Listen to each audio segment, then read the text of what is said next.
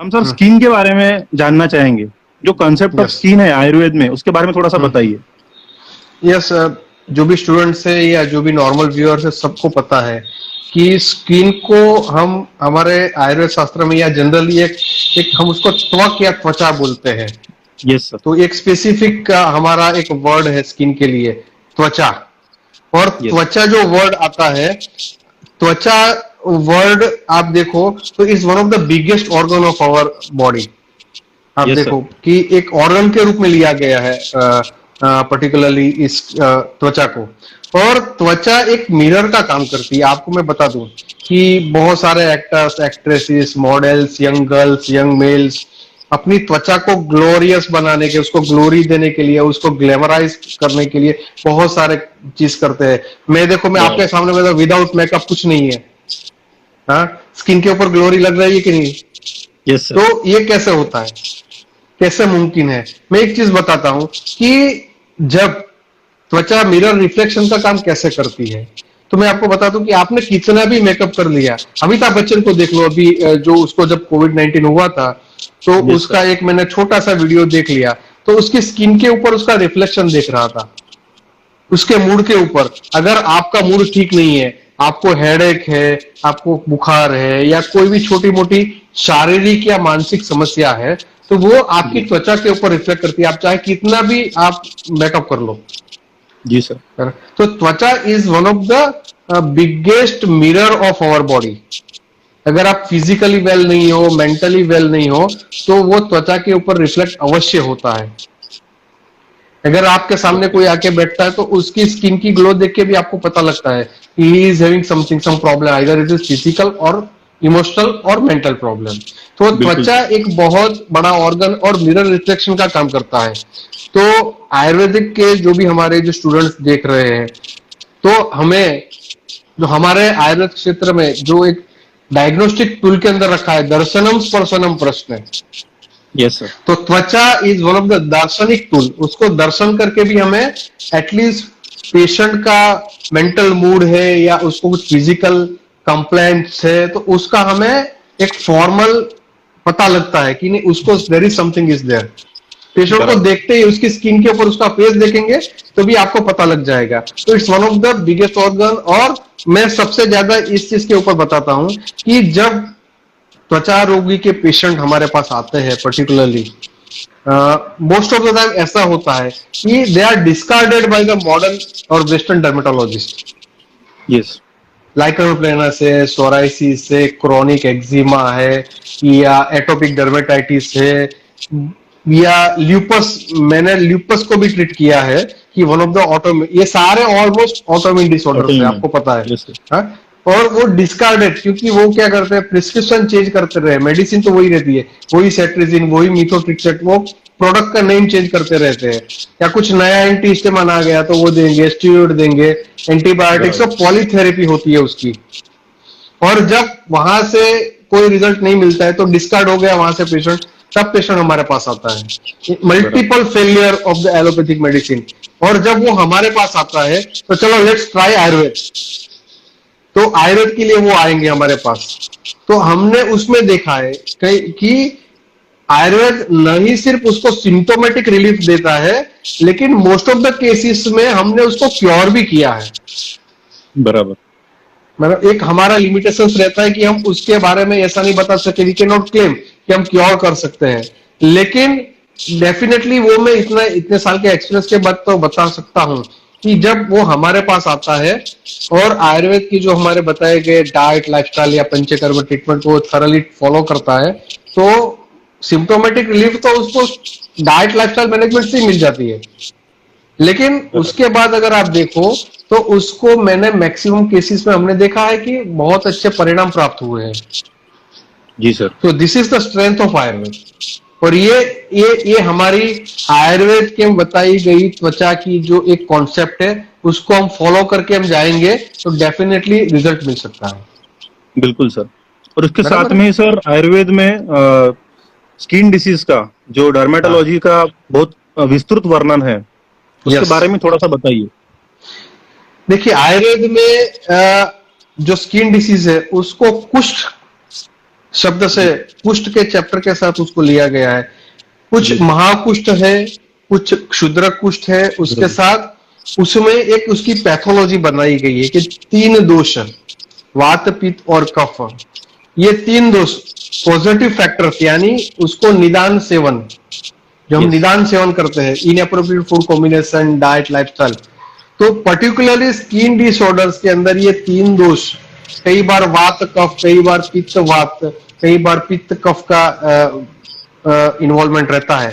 तो ये मुख्यतः इसमें हमारे 4 जो मॉर्बिडिटी 4 धातु की रहती है, तो उसमें रहेगा ब्लड यानी रक्त, माउस यानी मसल्स, लसिका यानी लिम्फ और त्वचा। तो ये 4 धातु और ये 3 दोष जब मॉर्बिड होके, जब उसको जहां पे हवे गुण, जहां पे उसको सीटेड देयर, जहां पे उसको एक स्पेस मिलती है, वहां पे सीटेड होके वो त्वचा रोग को वहां पे उसका प्रादुर्भाव होता है। फिर वो हमें डिसाइड करना है कि ये महाकुष्ठ है या क्षुद्र कुष्ठ है। अकॉर्डिंगली हमें उसके बारे में हमें जानना पड़ेगा। तो हम क्या करते हैं, कुष्ठ में क्या, हम शीतपित्त है, विसर्प है, उदर्द है, कोठ है, विस्फोटक है। मैंने विस्फोटक की, मैं आपको नाम नहीं बताऊंगा, एक बहुत बड़ी सीरियल चल रही है सब चैनल के ऊपर, और उसके एक बहुत ही मेन लीड में एक एक्टर है, और उसको लॉकडाउन के दरमियान उसको ये विस्फोटक हुआ, पिम्फिगस वल्गारिस। बहुत परेशान थे, उसने मुझे पिक्चर कहीं से मुझे उसने मेरा रेफरेंस ढूंढा कि हमने, एक डॉक्टर ने मुझे मेरा रेफरेंस दिया। फिर उसको इतना टॉक्सिक स्टेज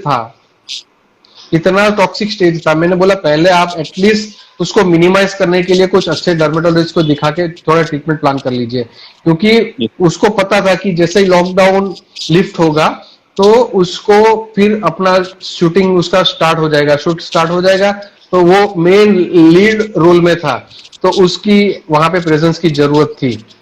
तो उसने बोला कि चलिए वो मैं करूंगा, लेकिन आप क्या सजेस्ट करते हो? तो मैंने बोला मैं कुछ ट्रीटमेंट अवश्य आपको दूंगा। मैंने ट्रीटमेंट भी भेजी। मैंने बोला कुछ डाइट और लाइफस्टाइल आपको सबसे जरूरी है कि अगर आप वेस्टर्न डर्मेटोलॉजिस्ट के पास जाएंगे तो आपको डाइट लाइफस्टाइल में कुछ नहीं बताएंगे, बराबर। आपको करेंगे वो कि आपको ये स्टीरॉयड देना है, वो इम्यूनो सप्रेसेंट मेडिसिन देंगे, क्योंकि it's also one of the complicated autoimmune disorder है। तो आपको सजेस्ट करेंगे मिथोट्रिक्सेट देंगे, आपको स्टीरॉइड्स देंगे, इम्यूनो सप्रेसेंट मेडिसिन देंगे, डाइट। लेकिन अगर आपका डाइट करेक्ट नहीं रहा तो आप वो करने के बाद भी वो रिलैप्स हो जाएगा। फिर मैंने पूरा एक डाइट का उसको एक शेड्यूल बना के दिया, लाइफस्टाइल दिया कि आपको क्या करना है, कौन सा प्राणायाम करना है, कैसे आपको सुबह उठना है, कितने बजे आपको सोना है, कितने बजे लंच लेना है, वो पूरा मैंने उसको शेड्यूल करके उसको दे दिया, और उसने वो स्टार्ट किया फॉलो। और मैं एवरी वीकली उसका फॉलोअप हमारा वीडियो कॉलिंग से होता रहता था। और आपको जान के आश्चर्य होगा कि अभी टोटली ऑलमोस्ट उसके सारे रीजंस क्लियर हो चुके हैं, क्योंकि पिम्फिगस आपको पता है कि इतना कॉम्प्लिकेटेड रहता है कि कई बार पेशेंट को हॉस्पिटलाइज भी करना पड़ता है। और अभी उसने अपना शूट भी स्टार्ट कर दिया, उसने 2 एपिसोड मैंने उसके देखे अभी रिसेंट, अभी कल ही परसों इसका सुबह में बात हुई, तो उसने उसकी पूरी क्रेडिट आयुर्वेद को दी। अब आपको क्या, एक टेलीविजन स्टार अगर उसके पिम्फिगस वल्गारिस के रिसोल्यूशन सॉल्यूशन के लिए अगर वो आयुर्वेद को क्रेडिट देता है, उससे बढ़िया हमें क्या चाहिए? बिल्कुल सर, बराबर है। तो ये प्रेरणादायी है जो सब लोगों के लिए। यस कि एक टॉलीवुड स्टार को अगर एक जो फिल्म इंडस्ट्री से रिलेटेड जो अपनी एक टेलीविजन इंडस्ट्री है, वहां तक अगर आयुर्वेद को हमने पहुंचाया है, क्योंकि आजकल आप देखो कि बहुत सारे लोग आयुर्वेद की चिकित्सा फिल्म स्टार भी करते हैं, बराबर, लेकिन वो डिस्क्लोज नहीं हो रहा है, लोगों को पता नहीं लगता है कि वो क्या कर रहे हैं। जी सर। तो सिर्फ डाइट, लाइफस्टाइल और सिंपल आयुर्वेदिक मेडिसिन अगर पिम्फिगस वल्गारिस में इतना इफेक्टिव अगर होती है, तो उसके लिए हमें एक ही चाहिए कि हमारा डेडिकेशन चाहिए आयुर्वेद के लिए। बहुत सारे कुष्ठ है। और दूसरा कि हम जब कुष्ठ की ट्रीटमेंट करते हैं, तो मैं जो हमारे भी दर्शक है, जो भी हमारे व्यूअर्स है, जो भी नए ग्रेजुएट्स है या जो भी स्टूडेंट्स है, उसको एक चीज वो भी बताना चाहता हूँ कि हम कोई भी ट्रीटमेंट अगर पेशेंट को देते हैं या हम ठीक करते हैं, कभी भी क्लेम नहीं करना है। बराबर। क्लेम से बच के रहना है, क्योंकि वहां पे कुछ लीगल इश्यूज भी आते हैं। तो हमें अपनी जी प्रोफेशनल सेफ्टी भी मैनेज करनी है, और उसके साथ लोगों को इंस्पायर्ड भी करना है कि आप आयुर्वेद में आए। उसके लिए आगे हम बात करेंगे कि हमें कैसे जी सर। डर्मेटोलॉजी या सुपर स्पेशलिटी में आगे बढ़ना है। तो ये कुष्ठ जो हमने बताया, तो कुष्ठ में मैक्सिमम आप जाओगे, आप सोचोगे तो एलोपैथी में कोई भी स्किन डिसऑर्डर्स के लिए परफेक्ट लाइन ऑफ ट्रीटमेंट है ही नहीं। कोई डाइट लाइफस्टाइल मैनेजमेंट जैसा कुछ भी नहीं है। और जब आप आयुर्वेद में डर्मेटोलॉजी की प्रैक्टिस करना चाहते हो, तो आपका यस कॉन्सेप्ट और आपका विजन बहुत ही क्लियर होना चाहिए। यस सर, ठीक है ना? बिल्कुल। जैसे सर आपने बताया कि कुछ पॉजिटिव फैक्टर्स है, तो ये हाँ, कौन से सर पॉजिटिव फैक्टर हेतु क्या है सर इस स्किन डिसीज के? पर्टिकुलरली हमारे अब जब आयुर्वेद की बात करते हैं, तो आयुर्वेद में दो प्रकार के निदान सेवन बताए गए हैं। जी निदान सेवन, उसमें कुछ इंटरनल और कुछ एक्सटर्नल।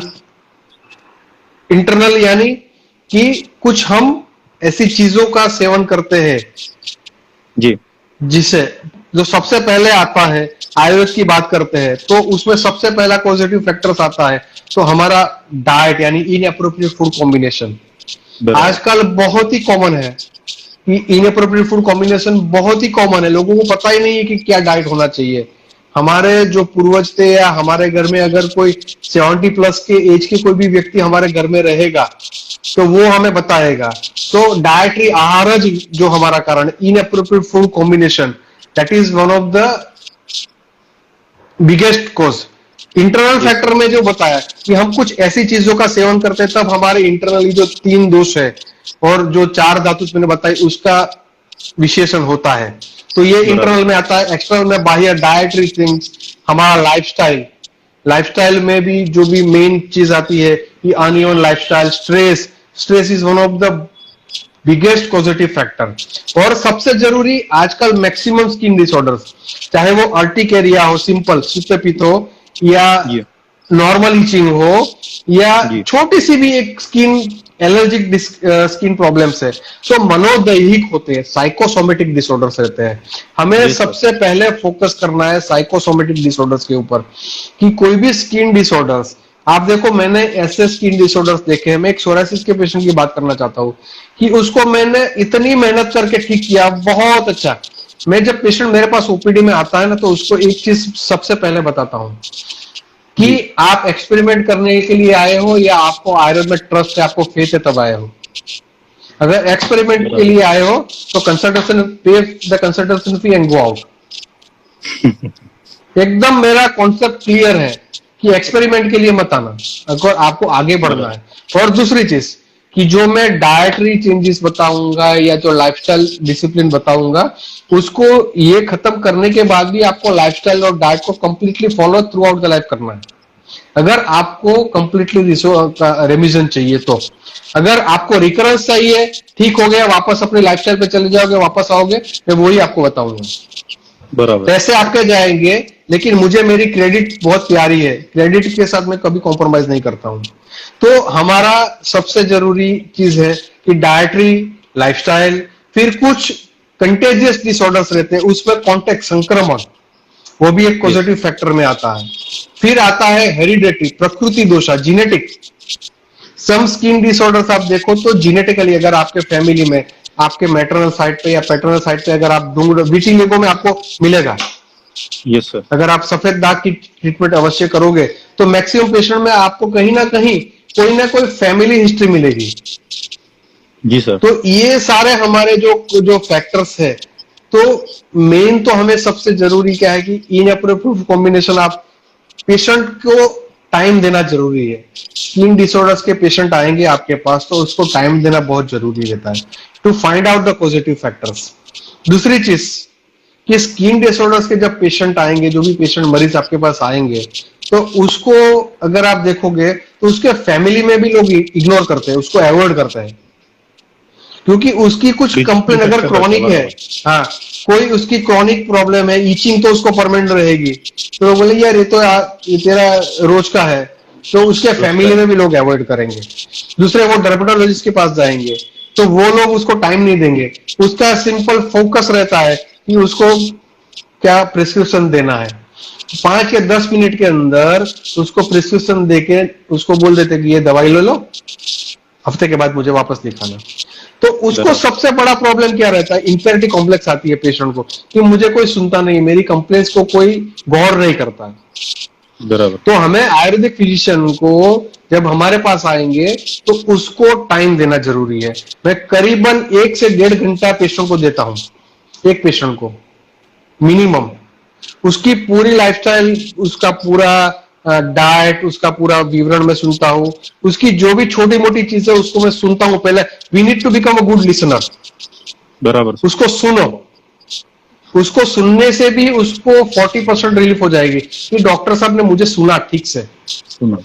फिर उसकी हिस्ट्री आपको जहां पे कुछ लेक लगती है कि नहीं यहाँ पे और भी मुझे फोकस करना है, तो उसके ऊपर आप उसको बार बार उसको वो पूछो कि कहीं से आपको कोई ना कोई क्लू तो मिल जाएगा कि दिस इज द पॉइंट।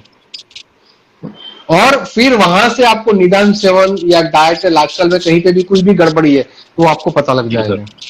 फिर उसका फाइनेंशियल स्टेटस, वो क्या जॉब करता है, क्या बिजनेस करता है, कौन सी ऑफिस में है, उसका वर्क शेड्यूल कैसा है, उसकी रात की नींद कितने बजे लेता है, सुबह कितने बजे वो उठता है, पूरी हिस्ट्री हमें लेनी है। कितने बजे उसका लंच होता है, कितने बजे उसका डिनर होता है, ब्रेकफास्ट में क्या लेता है, वो आउटसाइड फूड क्या ईट करता है, कोई बैड हैबिट्स है क्या, अल्कोहल है या स्मोकिंग है, ये पूरी चीजों का हमें उसका ब्यौरा लेना है पेशेंट का। वहीं से आपको एक आइडेंटिकल एक निदान मिल जाएगा कि दिस इज द थिंग। और फिर आप उसके ऊपर अगर फोकस करोगे, उसको हम डाइट और लाइफस्टाइल के ऊपर बताएंगे कि आपको ये सारी चीज अवॉइड करनी है। पहले उसके साथ अगर आप कम्युनिकेशन ठीक से करोगे तो पेशेंट को कॉन्फिडेंस में लेना बहुत जरूरी है। उसको कन्विंस करना बहुत जरूरी रहता है। उसको आप कन्विंस कर लोगे कि अगर आपको ये चीज हम बंद करने के लिए बोलेंगे आप कर सकोगे क्या, वो बोलेंगे सर आप जो बोलेंगे करेंगे, क्योंकि पेशेंट आएंगे इतना टायर्ड होके आएंगे कि they will surrender you. Yes sir. वो सरेंडर हो जाएंगे और सरेंडर हो जाने के बाद आप जो बोलोगे वो करेंगे। पर हमें वही चाहिए कि हम जो बोलेंगे वो करेंगे तो हमें रिजल्ट मिलेगा। बराबर। कि वो ऐसा नहीं है कि हम उन्हें उसको आज मेडिसिन दे दी और वो कल ठीक होके आ जाएगा। तो रोगी के गुण भी बताया वैसे, जो ओबीडिएंट होना चाहिए रोगी। बराबर। रोगी ओबीडिएंट होना चाहिए, और वो अगर ओबीडिएंट होगा तो ही हमें रिजल्ट मिलेगा। एक्सपेरिमेंट के लिए नहीं आना चाहिए। थरली उसको आयुर्वेद के अंदर फेथ होना चाहिए, एक पूरे विश्वास और श्रद्धा के साथ अगर वो आएगा तो हम उसको अच्छे रिजल्ट दे पाएंगे। तो मैं जो भी स्टूडेंट्स देख रहे हैं या जो भी यंगस्टर देख रहे हैं उसको मैं बोल रहा हूं कि journey of 1000 miles starting with the zero. Yes sir. बराबर, बिगिंस विद द जीरो। आपको कहीं से स्टार्ट करना है, जीरो से स्टार्ट करना है, फिर 1000 माइल की आपकी जर्नी होती है। आज मेरा पूरा करियर 25 इयर्स का है। Yes sir. 25 साल के ये करियर में बहुत ही मैंने अप्स एंड डाउन्स भी देखे हैं। स्टार्ट डाउन से हुआ, फिर अप्स हुआ, फिर डाउन्स आया। आप ग्राफ देखोगे तो ऐसा हो के आप ग्राफ जब अप जाके एक स्टेबल हुआ है कि अब मैं बोल सकता हूं कि मुझे कुछ करने की जरूरत नहीं है, लोग अपने नाम पे आएंगे। अपने एविडेंस बेस्ड जो डेटा मैंने कलेक्ट किया है, काम बोलेगा, अपना काम अच्छा है। और दूसरी चीज कि एक रास्ता एक ऐसा आता है, वहां से आपको स्किड होने की भी पॉसिबिलिटी रहती है। आप कहीं से भटक जाओगे या एक आपकी जो भी ट्रैक है वहां से आप स्लिप हो सकते हो। तो वहां पे अपने आप को संयम में रखना भी जरूरी है, क्योंकि बहुत सारे मैंने ऐसे प्रैक्टिस भी देखे कि प्रैक्टिस अच्छी तरह स्टार्ट किया, उसको जमाया, लेकिन फिर कुछ ऐसी गलती वो करते हैं कि वहां से फिर वो उसका डाउनवर्ड या डाउनफॉल स्टार्ट होता है। हमें वो नहीं करना है। बराबर। एक चीज है कि आप टॉप पे हमेशा नहीं रह सकते हो, कोई भी लाइफ में ये एक चीज है, एक मुकाम आपका हो गया, लेकिन वहां तक उसको मेंटेन करना बहुत जरूरी रहता है। तो ये अगर आप सुपर स्पेशलिटी प्रैक्टिस करते हो तो ये चीज के हमें सबसे जरूरी कहाँ से पेशेंट के साथ, तो उसके निदान के ऊपर हमें ज्यादा फोकस करना है। और बहुत सारी चीजें कि भाई in appropriate incomplete food combinations, inappropriate diet, inappropriate lifestyle, कई बार स्ट्रेस, कई बार बैड हैबिट्स, तो हमें उसके ऊपर निदान सेवन के ऊपर ज्यादा फोकस करना है। सो दिस आर द मतलब पूरी पॉजिटिव दिनचर्या को फैक्टर्स, ध्यान में लेना है हमें। बहुत जरूरी रहता है। और उसके साथ दूसरी चीज कि क्या मेडिसिन, कुछ उसको कोई डिसीज है या कोई डायबिटीज है या कुछ हाइपरटेंशन है, या उसके पास्ट में कई बार ऐसा होता है कि पास्ट में कोई ऐसी मेडिसिन उसने कंज्यूम किया है। कई बार मैंने ऐसे स्किन डिसऑर्डर देखे हैं कि वो ड्रग इंड्यूस्ड होते हैं। बराबर। कई बार वो हाइपरटेंशन लेता है, बीटा ब्लॉकर्स लेते हैं, आजकल गूगल होता है, डॉक्टर गूगल को लोग सर्च करके अपनी मेडिसिन खुद कर लेते हैं। वो सपोज कि उसको पेन है तो NSAIDs, non steroidal anti inflammatory drugs भी लोग अपने आप वोवेरान लेते हैं या आइबुप्रोफेन ले लेते हैं, बराबर। तो ये सारी मेडिसिन अगर वो कंज्यूम कर ले, उसका हमें ब्यौरा लेना चाहिए। अगर वो लेते हैं, कुछ एंटी डायबिटिक मेडिसिन लेते हैं, कुछ एंटी हाइपरटेंसिव मेडिसिन लेते हैं, या उससे कोई ऐसी मेडिसिन जैसे साइक्लोस्पोरिन है, मिथोट्रिक्सेट है, उसका वो सेवन किया है, कोई कैंसरस मेडिसिन का उसने सेवन किया है, क्योंकि ये बहुत सारी ऐसी मेडिसिन, क्योंकि एलोपैथी मेडिसिन में तो एक चीज रहती है, when there is action there is reaction. Yes sir. तो हमें वो भी ब्यौरा लेना है कि आपको पास में कोई तकलीफ थी, कोई मेडिसिन आपने कंज्यूम किया, कई बार एंटीबायोटिक्स लिया है। 25 इयर्स मेरी प्रैक्टिस है, तो अभी ये देखिए कि ये जो सिफालोस्पोरिन ग्रुप आया है या वो सिप्रोफ्लॉक्सासिन या ओफ्लॉक्सासिन, उसके पहले अगर आप देखेंगे तो टाइफाइड की मेडिसिन में क्लोरोमफेनिकोल इस्तेमाल की जाती थी। क्लोरोमफेनिकोल की बहुत साइड इफेक्ट रहती थी। तो ऐसे सारी, या कुछ एंटीबायोटिक्स लोग कंज्यूम करते थे, टेट्रासाइक्लिन की या पेनिसिलिन ग्रुप था। पेनिसिलिन ग्रुप में बहुत स्किन रिएक्शंस आते थे, आपको पता है। तो मेरी प्रैक्टिस तो दोनों एरा में थी कि 25 यानी आज से 15-20 साल पहले की एक एरा अलग है, और पिछले लास्ट 10 इयर्स की एरा अलग है कि नए नए एंटीबायोटिक्स आए, नए नए रिसर्च हुए, नई नई प्रोडक्ट्स आई। तो हमें उसके बारे में भी हमारा रिसर्च होना चाहिए कि अगर ओफ्लॉक्सासिन लिया तो उसका स्किन के ऊपर क्या रिएक्शन आता है, सिप्रोफ्लॉक्सासिन लिया तो उसका, क्योंकि पेशेंट है, कुछ भी कंज्यूम करके आ सकते हैं आपके पास। तो हमारे पास उसका निदान सेवन वो भी हम ले सकते हैं कि कौन सा ड्रग या कौन सी मेडिसिन वो इस्तेमाल करते हैं। हाइपरटेंशन है तो एसी इनहिबिटर्स लेते हैं या नहीं, बीटा ब्लॉकर्स लेते हैं कि नहीं, उसका हमें पूरा उसका, क्योंकि ये सब मेडिसिन की साइड इफेक्ट्स होती है। बराबर। तो हमें ये सारी चीजों को उसके अपने डायग्नोसिस में इंक्लूड करना है। फिर हमें उसको एडवाइस करना है कि अगर कोई एंटी हाइपरटेंसिव ले रहे हैं तो हम उसको बता सकते हैं कि आप अगर कोई अपने जो आपके जो फिजिशियन है उसके साथ डिस्कस करके अगर वो ग्रुप चेंज कर सकते हैं तो आप करवा लो। जी जी। क्योंकि वो हमारा टॉपिक नहीं, लेकिन फिजिशियन भी मोस्ट ऑफ द टाइम बहुत कोऑपरेटिव रहते हैं, वो भी कन्विंस होते हैं कि नहीं कोई स्किन रिएक्शन आता है तो they are ready to change it. तो हमें पहला हमारी अपडेट होना चाहिए, बहुत जरूरी है। तो ये सारे निदान सेवन, लाइफस्टाइल, आजकल तो लोग फास्ट फूड, जंक फूड बहुत कॉमन रहता है, अल्कोहल, स्मोकिंग, छोटी उम्र से लोग स्मोकिंग करते हैं, रात को व्हाट्सएप, फेसबुक 12 बजे तक, 1 बजे तक, फिर बोलते हैं मैं 12 बजे सोता हूँ, 8 बजे उठता हूँ, लेकिन 12 बजे तो आपकी almost half of the sleep होनी चाहिए। 10 बजे सो जाते तो 11-12 बजे तो मिडनाइट होता है। तो ये सारी चीजों को आपको कंसीडर करना है जब आप ट्रीटमेंट प्लान करते हो। जी तो निदान सेवन, तो जब ट्रीटमेंट की बात आती है तो हमारे लाइन ऑफ ट्रीटमेंट फर्स्ट क्या है, निदान परिवर्जनम, निदान परिवर्जन। तो पहले हमें ये सारी चीजों को जानना चाहिए कि हम वो क्या पेशेंट क्या लेता है, कौन सा फूड कॉम्बिनेशन है, क्योंकि मेन 4 रीजन ही आते हैं, ये फूड कॉम्बिनेशन, मिथ्या आहार, मिथ्या विहार, यही तो हमारा मेन है जगह जब आप स्किन डिसीज के बारे में सोचते हो। तो इनअप्रोप्रिएट फूड कॉम्बिनेशन क्या होता है उसका भी हमें पूरा नॉलेज होना चाहिए। यस। पेशेंट को बता सकते हैं हम कि आप ये जो खा रहे हो, ये आप ये जो ले रहे हो। कई बार पेशेंट को पता ही नहीं रहता है कि ये फास्टिंग की सीजन चलती है, सावन का महीना चलता है, लोग फास्टिंग करते हैं, लेकिन शाम को इतनी इनअप्रोप्रिएट फूड कॉम्बिनेशन, हमारी जो भी उपवास की जो वानगी है उसमें बहुत सारे इनअप्रोप्रिएट फूड कॉम्बिनेशन होते हैं। लोग फ्रूट सलाद खाते हैं, मिल्क शेक खाते हैं, क्या होता है बराबर, वो एक प्रकार की इनअप्रोप्रिएट फूड विरुद्ध आ कॉम्बिनेशन रही तो है, है। बराबर, हाँ, बिल्कुल, तो ये सारी चीजों का हमारे पास एटलीस्ट वो उसके लिए एक्सपीरियंस होना चाहिए। जी, धीरे धीरे धीरे experience makes the man perfect. बराबर, तो ये हमारे निधन सेवन, बाह्य कारण, अंतरण कारण, ये सारी चीजों का हमें एटलीस्ट ब्यौरा लेना चाहिए पेशेंट के पास। पेशेंट को बिठाना है ओपीडी में, उसको टाइम देना है। मैं 3 या 4 पेशेंट से ज्यादा मैं लॉकडाउन के पहले भी नहीं लेता था, लॉकडाउन के बाद भी नहीं लेता हूं। पहले से मेरा एक स्टाइल वेस्टर्न स्टाइल है, 2 3 4, 2 पेशेंट सुबह में होंगे तो 2 पेशेंट शाम को। ठीक है, अगर आप 1.5 घंटा एक पेशेंट को देते तो आपका 3 आवर तो निकल जाएगा। बिल्कुल सर, हाँ, तो एक आपको टाइम देना है, पेशेंट विल पे यू, उसमें डरने की जरूरत नहीं, पेशेंट पैसा देंगे।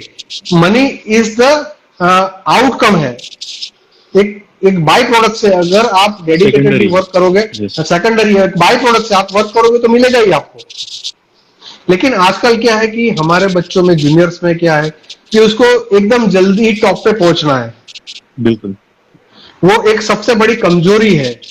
मैंने बहुत सारे लोगों को प्लेटफॉर्म देने की कोशिश की, बहुत जूनियर डॉक्टर से, लेकिन मुझे लगा कि उसमें नॉलेज है, लेकिन उसको जल्दी ही वो चाहता है कि मैं आपकी जगह बैठ जाऊं। अरे भैया, पहले आप ये एनवायरनमेंट से परिचित तो हो जाओ, अपनी आइडेंटिटी तो बनाओ, फिर आप आगे बराबर, बढ़ो। बराबर है? बराबर, तो ये हमें निदान सेवन के ऊपर बहुत फोकस करना है। जो भी आम लोग देख रहे हैं तो उनको मैं बताना चाहता हूँ कि मिथ्या आहार विहार, यानी आप कुछ गलत चीज खा रहे हैं, कुछ गलत चीज कर रहे हैं, अपनी डाइट लाइफस्टाइल, आपका स्ट्रेस ज्यादा है, आप अल्कोहल का सेवन करते हो, आप स्मोकिंग करते हो, आपको ज्यादा स्ट्रेस है, तो ये सारे फैक्टर्स है जो आपके स्किन डिसीज को बढ़ाएगा। बराबर। सर, एक फिर पॉजिटिव कुछ, फैक्टर के बाद में हाँ पैथोजेनेसिस जो रहता है, मतलब संप्राप्ति जो होती है स्किन डिसीज की, हाँ, यस। थोड़ा सा उसके बारे में तो बताइए सर।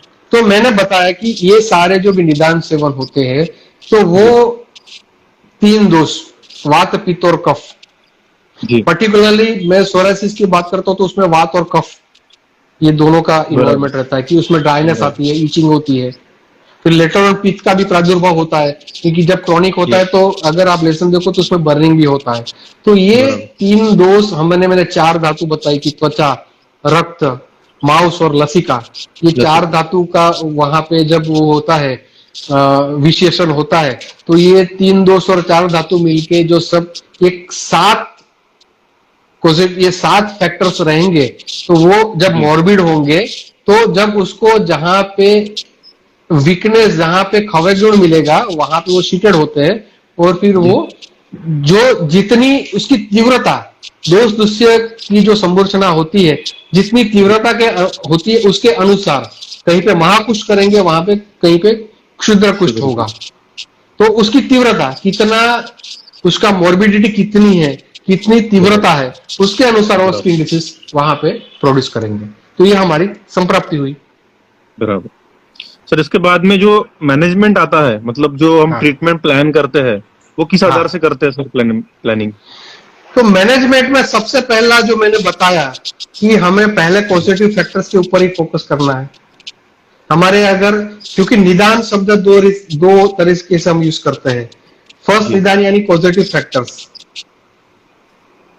तो वो निदान पॉजिटिव फैक्टर्स के ऊपर हमें करना है। दूसरा निदान यानी डायग्नोस्टिक। डायग्नोसिस, हाँ, तो निदान परिवर्जन is the first line of treatment. जी सर, आपको मिल ही जाएगा। पेशेंट अगर आपके पास आएगा, चाहे वो क्रॉनिक हो या एक्यूट प्रॉब्लम लेके आएगा, कहीं ना कहीं से आपको पॉजिटिव फैक्टर्स मिल ही जाएंगे। उसके जी लिए सर, आपको इन्वॉल्व होना है। तो फर्स्ट लाइन ऑफ ट्रीटमेंट क्या है? निदान परिवर्जन, निदान परिवर्तन, एवॉइड पॉजिटिव फैक्टर्स। अगर वो कॉन्ट्राडिक्टरी फूड लेता है तो आपको देखना है कि कितने प्रकार के, जैसे कि वीर्य विरुद्ध रहता है, कोष्ठ विरुद्ध रहता है, अवस्था विरुद्ध रहता है, क्रम विरुद्ध रहता है, मात्रा विरुद्ध रहता है, या सात्व विरुद्ध रहता है, दोष विरुद्ध रहता है, संस्कार विरुद्ध रहता है। बहुत सारी चीज पॉसिबल है। काम, टाइम, समय के विपरीत भी चलता है। अग्नि जी, के अपना मेन तो डाइजेशन, जब हम बात करते हैं तो आम का भी रोल रहता है। जब बराबर, इनअप्रोप्रिएट फूड कॉम्बिनेशन, कई बार ऐसा होता है कि पेशेंट को हम जब पूछते हैं कि आपका लंच कितने बजे था, बोलते हैं कि 1:30, 2 बजे, 3 बजे हम खाना खाते हैं। तो हमारा तो मिड डे मील रहता है, हम बोलते हैं कि आपको 12 बजे या 1 बजे के बीच में खाना है। खाना है, अगर वो इनअप्रोप्रिएट टाइम पे खाएंगे तो क्या होगा, उसका डाइजेशन करेक्ट नहीं होगा। जी फिर सर। जो एक बाई प्रोडक्ट्स बनेगी आम टॉक्सिन जो हमारा, तो आम का भी रोल रहता है। तो हमें ये कॉन्ट्राडिक्टरी फूड के ऊपर ज्यादा फोकस करना है। तो पहला जी रहेगा निदान परिवर्जनम, ही अवॉइड पॉजिटिव फैक्टर। तो पेशेंट को हमें पूरा एक लिस्ट देना है। मैंने एक फाइल बना के रखी है स्किन डिसीज के, उसमें अलग मैंने क्या डूज एंड डोंट्स, तो मैं यस। उसको बोलता हूं कि आपको ये चीज अवॉइड करनी है या नहीं करनी है। फिर कुछ ऐसी चीज कि कुछ एलर्जिक स्किन डिसऑर्डर्स रहते हैं, उसमें कई बार ऐसा है कि स्किन एक ऐसा है कि एनवायरमेंट में सबसे पहले एक्सपोज क्या होता है, स्किन। Yes sir. ठंडी गर्मी या कोई भी ह्यूमिड एटमोस्फियर, तो सबसे पहले स्किन, तो सबसे पहला रिएक्शन स्किन के ऊपर आएगा। कुछ हाँ। परफ्यूम्स इस्तेमाल करते हैं, कुछ ऐसे वस्त्र, सिंथेटिक क्लॉथ्स लोग बहुत पहनते हैं आजकल, फैशनेबल परफ्यूम, स्प्रे, कॉस्मेटिक चीज लगाते हैं। ब्यूटी कॉन्शियस लोग रहते हैं तो वो जी मेकअप करते हैं, बहुत सारी कॉस्मेटिक चीज लगाते हैं, तो उसका भी स्किन रिएक्शन होता है। सिंथेटिक पॉलिएस्टर नायलॉन के कपड़े पहनेंगे तो उसका भी स्किन रिएक्शन होता है। अंडरवेयर, पर्टिकुलरली आप टीनिया इन्फेक्शन देखते हो, ये सीजन में बहुत टीनिया वाले आते हैं, तो वो बराबर। जो अंडरवेयर निकर पहनते हैं, मैं उसको बोलता हूँ कि आप स्किन फ्रेंडली थोड़ा ब्रांडेड चीज इस्तेमाल करो। कई बार क्या होता है कि एकदम ह्यूमिडिटी बढ़ती है, वहां पे एयर का सर्कुलेशन मिलता नहीं है। आप देखो मैक्सिमम टीनिया इन्फेक्शन ये मानसून में लोग को लेके आते हैं या गर्मी की सीजन में लेते आए। तो बराबर। हमें छोटी छोटी चीजों का, कि वो कौन से वस्त्र पहनते हैं, कौन सा परफ्यूम इस्तेमाल करते हैं, कौन सा सोप इस्तेमाल करते हैं, कौन सा शैम्पू इस्तेमाल करते हैं, ये सारी चीजों को हमें उसकी हिस्ट्री लेनी है। कि सोरासिस पेशेंट आएगा तो उसको बोलूंगा आप कौन सा करते हो, डेंड्रफ का पेशेंट आएगा उसको बोलो कौन सा शैम्पू इस्तेमाल करते हो, बराबर। हेयर फॉल का पेशेंट आएगा तो आप देखोगे तो वो मैक्सिमम आप देखो तो हेड एंड शोल्डर, पेंटीन प्रोवी या ये सारे शैम्पू इस्तेमाल करते हैं, नेचुरल तो करते नहीं है। आप देखो जी तो आप, और ग्रेइंग ऑफ हेयर, आप उसके बारे में बताता हूँ। तो मैक्सिमम सिंथेटिक शैम्पू इस्तेमाल करने से, फिर मैंने कल एक अपने गुजराती में सेशन किया था मेरे पेश के ऊपर, तो जी ग्रेइंग ऑफ सर। हेयर, तो ड्राइंग ऑफ हेयर, ड्रायर इस्तेमाल करते हैं। हेयर हेयर लॉस कब होता है तो ड्रायर इस्तेमाल करते हैं। या कर्ली ऑफ हेयर, लड़की आजकल बहुत फैशन में, स्ट्रेटनिंग यंग वगैरह करते हैं, फीमेल्स हाँ। स्ट्रेटनिंग करते हैं। हम्म। हाँ, तो ये सब सिंथेटिक चीज अगर आप इस्तेमाल करोगे तो उसका रिएक्शन तो आएगा ही। जी सर। तो हमें अगर फर्स्ट लाइन ऑफ ट्रीटमेंट करनी है तो अवॉइड पॉजिटिव फैक्टर्स, तो आपको फाइंड आउट करना है क्या क्या पॉजिटिव फैक्टर्स है। फिर जब त्वचा रोगों की बात आती है तो आपको पुनः पुनः शोधन के ऊपर जाना है, यानी बराबर। पंचकर्म चिकित्सा का बहुत बड़ा रोल है। वमन आप नहीं करवा सकते तो एटलीस्ट उसको हर 2 महीने में एक बार सद्य विरेचन करवा ले, जी विरेचन का बहुत अच्छा रिजल्ट मिलेगा। रक्त मोक्षण करवा सकते हो आप, लीच थेरेपी अगर कर सकते हो। फिर उसको मेंटल कामनेस, उसका स्ट्रेस कम करने के लिए शिरोधारा ट्रीटमेंट कर सकते शिरोधारा हो। कर सकते हैं। हाँ, शिरोधारा, अगर आप मेडिकेटेड ऑयल अपनी जो भी उसकी दोस्त दूसरे संरचना है उसके अनुसार आप उसको, ऐसा करंज ऑयल है या नीम ऑयल है, तिल तेल जी का बेस या coconut oil, virgin coconut oil का बेस बहुत अच्छा रहता है। मैं सोरेसिस के ऊपर वर्क करता हूं तो मैंने वर्जिन कोकोनट ऑयल से सिंपल रिजल्ट में लेता हूं। तो लाइन ऑफ ट्रीटमेंट में निदान परिवर्जनम, शोधन चिकित्सा, उसके बाद शमन और रसायन चिकित्सा, इम्यूनोमोड्यूलेशन देना है आपको। उसका स्ट्रेस मैनेजमेंट करने के लिए उसको योग और प्राणायाम की एक्सरसाइज डेली जरूरी है, उसको बोलना है। एक डिसिप्लिन्ड लाइफस्टाइल उसकी प्लान करके देना है कि आपको बराबर। 12 बजे खाना है, आपको 10 बजे सोना है, 7:30 बजे शाम का डिनर लेना है, सुबह ब्रेकफास्ट इतने बजे करना है। तो एक डिसिप्लिन्ड अगर लाइफस्टाइल, और उसको बोलना है कि अगर कहीं पे भी आपने इसको ब्रेक किया तो रिलैप्स हो सकता है। बिल्कुल। मैं ऐसे बहुत सारे पेशेंट में आपको बताता हूं एविडेंस बेस्ड, कि पिछले 5 साल से रिलैप्स लेके नहीं आए हैं। सोराइसिस जैसा डिसऑर्डर की जो रिलैप्स लेके, वो मैक्सिमम रिलैप्स होता है। जी विंटर आई, रिलैप्स आया, स्ट्रेस बढ़ा, रिलैप्स आया, कहीं पे कुछ गड़बड़ी की, रिलैप्स आया, मॉनसून आया, रिलैप्स आया। मेरे बहुत ऐसे पेशेंट के डेटाबेस मेरे पास है कि जो आज भी एसिम्प्टोमेटिक है। स्किन डिसीज, सोराइसिस, एक्जिमा जैसे स्किन डिसीज रिलैप्स नहीं हुआ है, आप देख लो। उसके लिए आपका डेडिकेशन, आपका कन्विंसिंग पावर पेशेंट को बहुत जरूरी रहता है। तो शोधन बराबर। चिकित्सा, शमन चिकित्सा, रसायन चिकित्सा, पुनः पुनः शोधन के ऊपर मैं ज्यादा भार दे रहा हूं. आई एम एम्फेसाइजिंग ऑन पुनः पुनः शोधन. That is the main line of treatment for all skin disorders. जी आप सर. अर्टिकेरिया ले लो, आप एक्जिमा ले लो, या सोराइसिस ले लो, लाइकन प्लानस ले लो. आप अगर शोधन चिकित्सा के ऊपर ज्यादा फोकस करोगे तो आपको बहुत अच्छे रिजल्ट मिलेंगे. जी सर. तो जैसे आपने अभी सोरायसिस का बताया, हाँ. जो कि एक कॉम्प्लेक्स स्किन डिसीज जाना जाता है, यस यस तो यस. उसकी मैनेजमेंट सर कैसे प्लान की जाती है? तो सोराइसिस में भी यही एक चीज मैं बताना कि सोराइसिस में ईचिंग होती है, स्केलिंग यानी जी. स्किन निकलती है, बहुत पेशेंट परेशान हो जाता है, नए नए पेचिस आते हैं, अलग अलग 5-6 प्रकार के तो सोराइसिस रहते हैं. Guttate psoriasis, plaque psoriasis, erythematous psoriasis. जी. तो ये सारी वेराइटीज रहती है. फिर area wise nail psoriasis, scalp psoriasis, बराबर. तो ये बहुत सारी वेराइटीज रहती है और जी सर. उसको मैनेज करना है. सोराइसिस पेशेंट मैक्सिमम आपके पास आएगा after the failure of western medicine. बिल्कुल. और सोराइसिस मैनेजमेंट के लिए एक चीज बहुत जरूरी है कि जब आप पूरा उसका हिस्ट्री ले लो, उसको पूरा कन्विंस कर लो, जब ट्रीटमेंट स्टार्ट करना है तो पहले उसने मेडिसिन कौन सी ली है. और दूसरी चीज मैं ये बताना चाहता हूँ कि जो यंगस्टर से जो आयुर्वेद सुपर स्पेशलिटी प्रैक्टिस में आना चाहते हैं, आपके पास अगर डर्मेटोलॉजी में आना है, आपके पास इंटीग्रेटेड नॉलेज होना चाहिए. आपके पास वेस्टर्न डर्मेटोलॉजी का भी नॉलेज होना चाहिए एज वेल एज आयुर्वेद का भी नॉलेज होना चाहिए. क्योंकि अगर वेस्टर्न, क्योंकि आएंगे वो वहां से, वहां से, तो हमें उसका भी ख्याल रखना है. दूसरी चीज कि कौन सी मेडिसिन वो दे रहे हैं. अगर वो साइक्लोस्पेरिन दिया उसने, या कुछ मिथोट्रिक्सेट दे दी, या कुछ एंटीहिस्टामाइन दे दिया, तो उसके साइड इफेक्ट्स आते हैं. अगर आप देखोगे तो उसकी फाइल देखोगे तो वो रेगुलरली उसकी ब्लड प्रोफाइल, उसकी लीवर प्रोफाइल करवाते हैं, उसकी रीनल प्रोफाइल करवाते रहते हैं. उसको पता है वेस्टर्न कि उसकी साइड इफेक्ट आती है, और सबसे उसकी इफेक्ट आती है लीवर पे या अपनी किडनीज के ऊपर. तो हमें अपनी ट्रीटमेंट स्टार्ट करने पहले पेशेंट को बताना चाहिए कि आपकी रीनल प्रोफाइल करवा लो, आपकी लीवर प्रोफाइल करवा लो.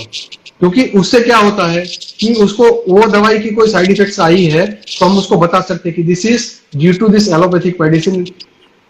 अगर हम नहीं करवाएंगे और अपनी मेडिसिन स्टार्ट करेंगे, और कई बार उसको लीवर प्रोफाइल करवाई या किडनी प्रोफाइल, तो वो ब्लेम करेंगे आयुर्वेदिक मेडिसिन से होता है. जैसे हुआ है. बराबर. तो हमें बहुत cautious professional safety point of view पे करना है. तो सोराइसिस पेशेंट को भी मैंने दर्शनम स्पर्शनम प्रश्न बोला, तो उसके साथ मैंने एक चीज डाली है कि उसको हम काउंसलिंग बहुत देते हैं. बहुत काउंसलिंग की जरूरत है जी. क्योंकि मैक्सिमम साइकोसोमेटिक प्रेजेंटेशन उसका रहता है. तो उसको हम अगर बढ़िया काउंसलिंग करेंगे, उसका काउंसलिंग ठीक से करेंगे, तो पेशेंट यहां से निकलेगा कंसल्टेशन से तो 50-60% रिलैक्स होकर निकलेगा. उसको इतना कॉन्फिडेंस तो हो जाएगा कि मैं सही जगह पे हूँ और मुझे मेरा मैनेजमेंट हो जाएगा. Yes sir. तो उसके ऊपर हमें काउंसलिंग करना है. दर्शनम स्पर्शनम प्रश्न, फिर उसको काउंसलिंग करना बहुत जरूरी रहता है. Diet, lifestyle, medicine, stress management के ऊपर उसको फोकस करना है. फिर हो सकता है तो शोधन के ऊपर उसको लेके आना है. धीरे धीरे उनका शोधन करेंगे.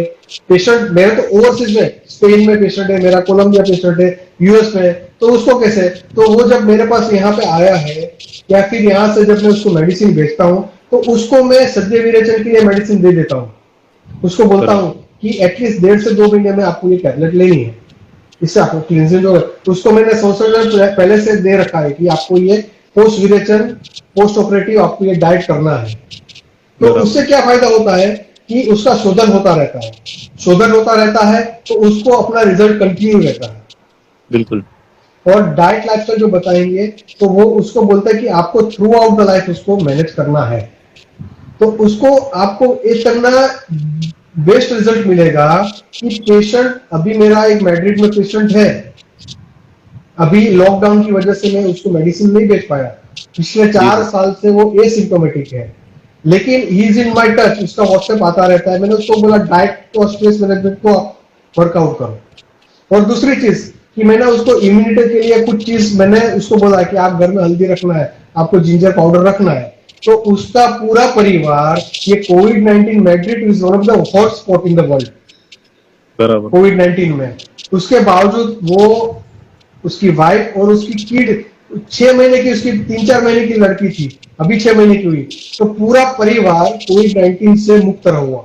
उसको कहीं पे भी इंफेक्शन नहीं हुआ. तो ये आयुर्वेद की ताकत है.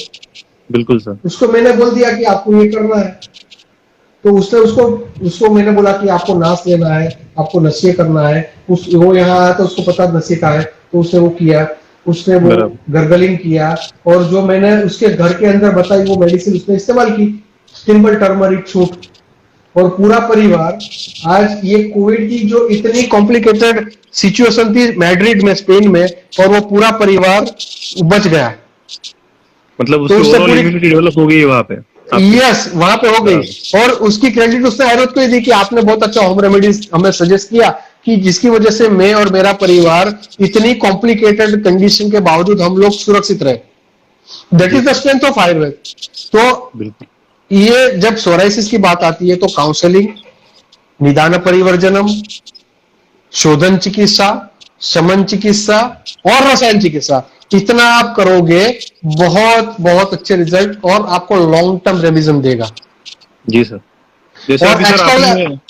हाँ जी हाँ सर, बोलिए। बोलिए ना। बोलिए सर। हाँ, और एक्सटर्नल एप्लीकेशन की बात आती है तो मैं सिंपल वर्जिन कोकोनट ऑयल, ताजा निकाला हुआ नारियल का तेल बोलता हूँ, आपको लगाइए।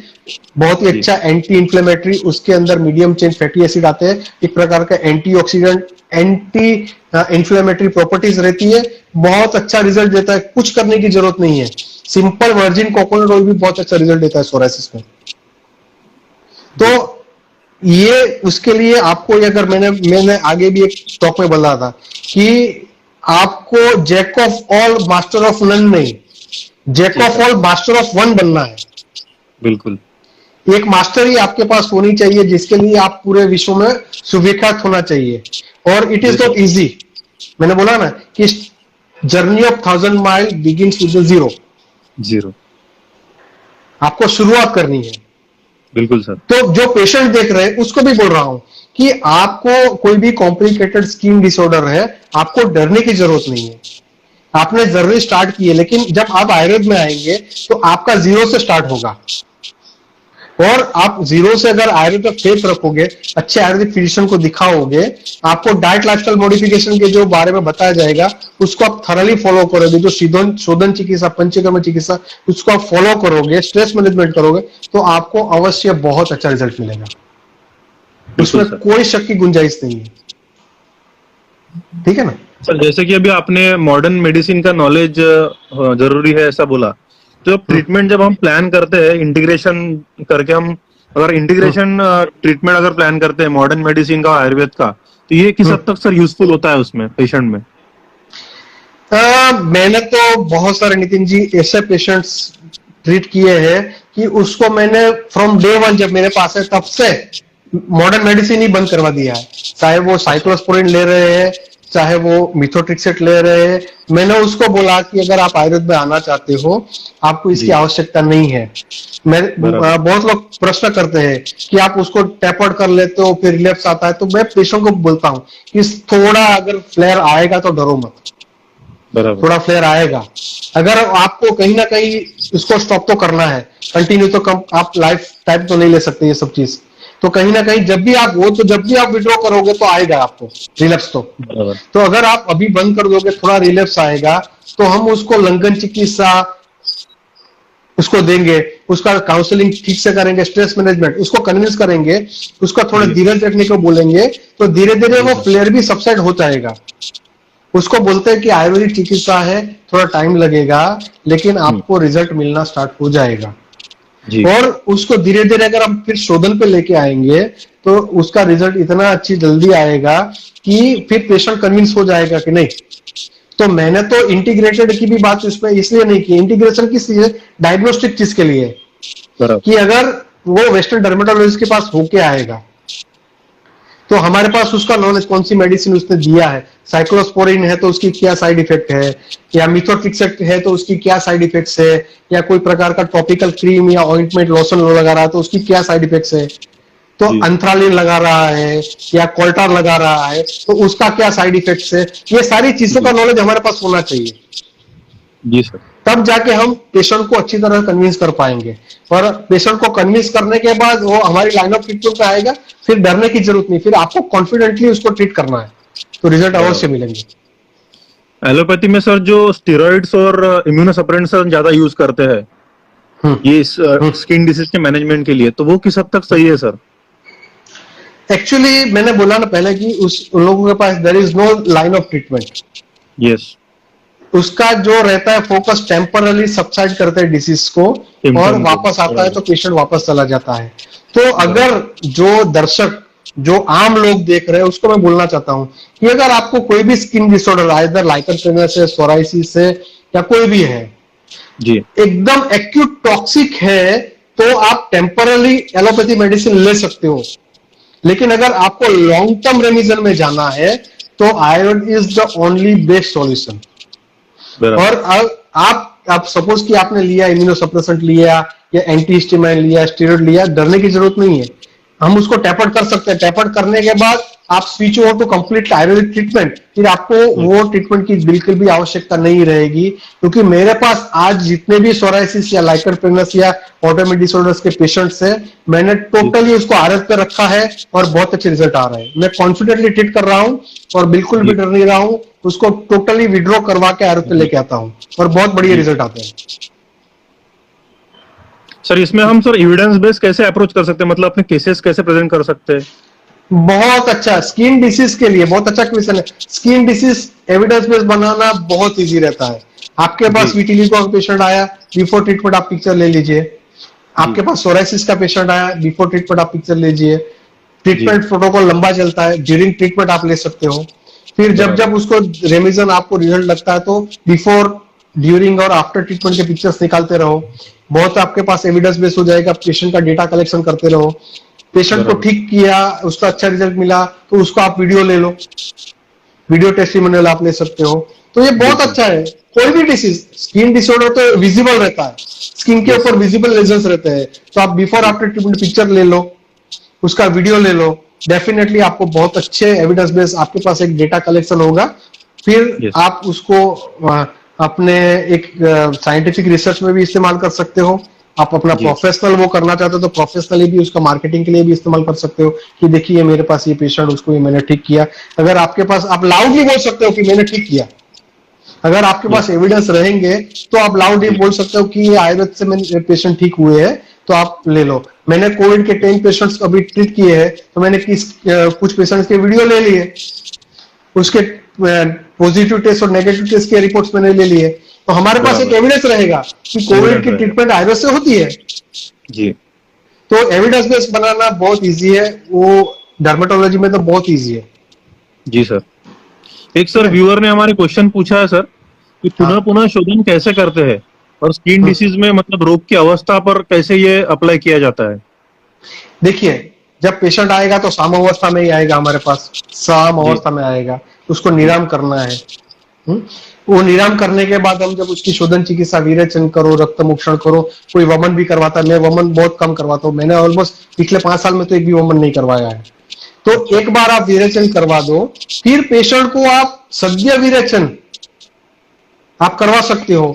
आपको उसको अगर जरूरत पड़े कि पेशेंट को एक बार उसके शाम से निराम होने के बाद आप एक बार शोधन चिकित्सा करवा लो, फिर तो वो निराम स्टेज में रहेगा।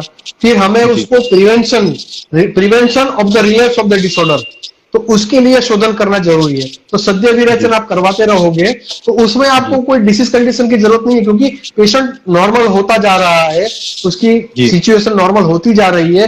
फिर उसको और नॉर्मल करने के लिए हम पुनः पुनः शोधन, रक्त मोक्षण में कि हम, मेरा एक कॉन्सेप्ट वो रहता है कि अगर आप ब्लड लेटिंग करवाते हो, लीच थेरेपी देते हो, अगर पेशेंट आने की कंडीशन में नहीं है या कोई पेशेंट ओवरसीज में है या पेशेंट आउट ऑफ आपके स्टेट के बाहर रहता है, तो मैं उसको बोलता हूं कि 4 महीने में एक बार आप blood donation, infectious skin disorders नहीं होता है तो आप सिंपल ब्लड डोनेशन करवा लो, वो भी रक्त मोक्षण का ही काम कर लेगा। जी सर।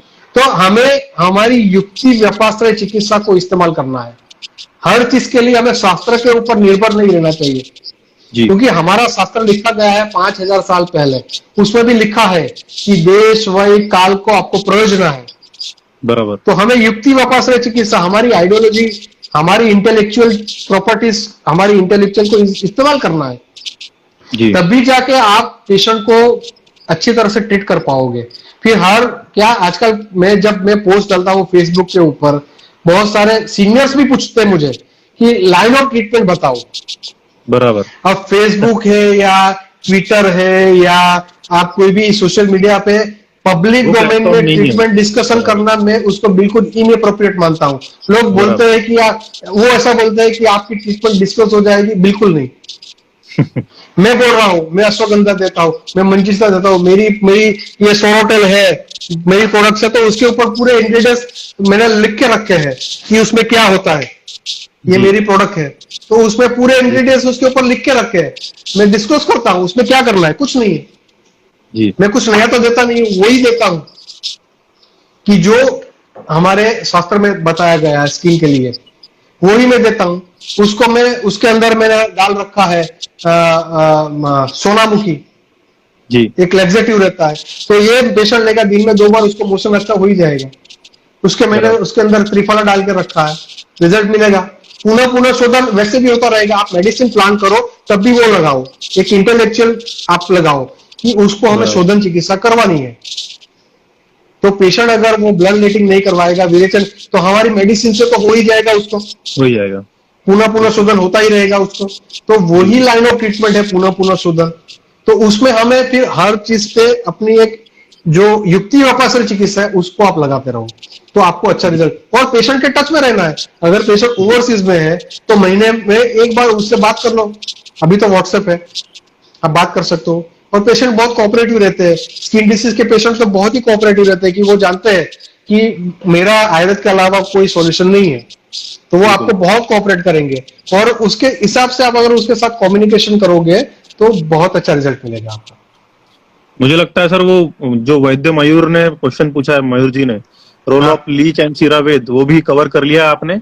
और यस, मेरे हाँ, मित्र संकेत, डॉक्टर संकेत ने भी एक क्वेश्चन पूछा है कि आयुर्वेद मेडिसिन जो ब्रॉड ब्रॉड स्पेक्ट्रम में काम करती है स्किन डिसीज में, उस पर भी हाँ, आपने अभी एक शॉर्ट में बताया यस। है उसके बारे में। मैंने बताया बताया पूरा जी कि आप आयुर्वेद ओनली ऐसा नहीं है कि हमने मेडिसिन दे दी तो ठीक हो गए। हमें जी उसको ब्रॉड स्पेक्ट्रम लेना है। Diet, lifestyle, stress management, psychological council, शोधन चिकित्सा, शमन जी चिकित्सा, रसायन चिकित्सा। तो एक ब्रॉड जी स्पेक्ट्रम है। एक जब आप लाइन ऑफ ट्रीटमेंट पे जाओगे, कोई भी डिसीज, आप कोविड-19 की ले लो, तो बहुत लोगों जी ने सर। अपने अपने प्रोटोकॉल बनाए हैं, उसमें बहुत सारे वेरिएशन चीज है। तो उसमें से हम कॉमन क्या चीज है उसको हमें आइडेंटिफाई करना है, और वो कॉमन बराबर। चीज को हमें पकड़ के चलना है, तो वो हमारा एक प्रोटोकॉल बन जाएगा। जी वो सर। बहुत जरूरी रहता है। तो प्रोटोकॉल बनाने के लिए भी एक इंटेलेक्चुअल प्रॉपर्टी का इस्तेमाल आपको करना है। बराबर। और दूसरे हमारे चिकित्सक को मैं बताऊं, कभी भी किसी के ऊपर डिपेंडेंट मत रहो। जी सर। अपनी आइडियोलॉजी लग आप बढ़ेगा, जैसे जैसे आपका एक्सपीरियंस बढ़ेगा तभी आपको पता लगेगा कि कौन से स्टेज में मुझे क्या करना है पेशेंट को। जी सर। उसके लिए आपको थोड़ा एक्सपीरियंस की जरूरत रहती है। पेशेंट के सर साथ मुझे। आप टाइम टाइम अगर जी टाइम स्पेंड जी करोगे तो ही आप उसको अच्छी तरह से काउंसिल कर पाओगे, तो कन्विंस होगा। कन्विंस होने के बाद आप जो बोलोगे वो करने के लिए वो तैयार हो जाएगा। बराबर। बराबर है।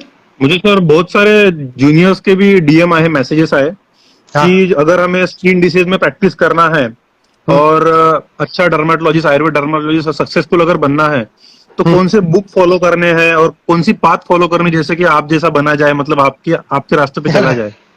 मैं सच्ची बात बताऊं, मैंने जी आज तक सर। कोई वेस्टर्न डर्मेटोलॉजी कोई बुक्स पढ़ी नहीं है।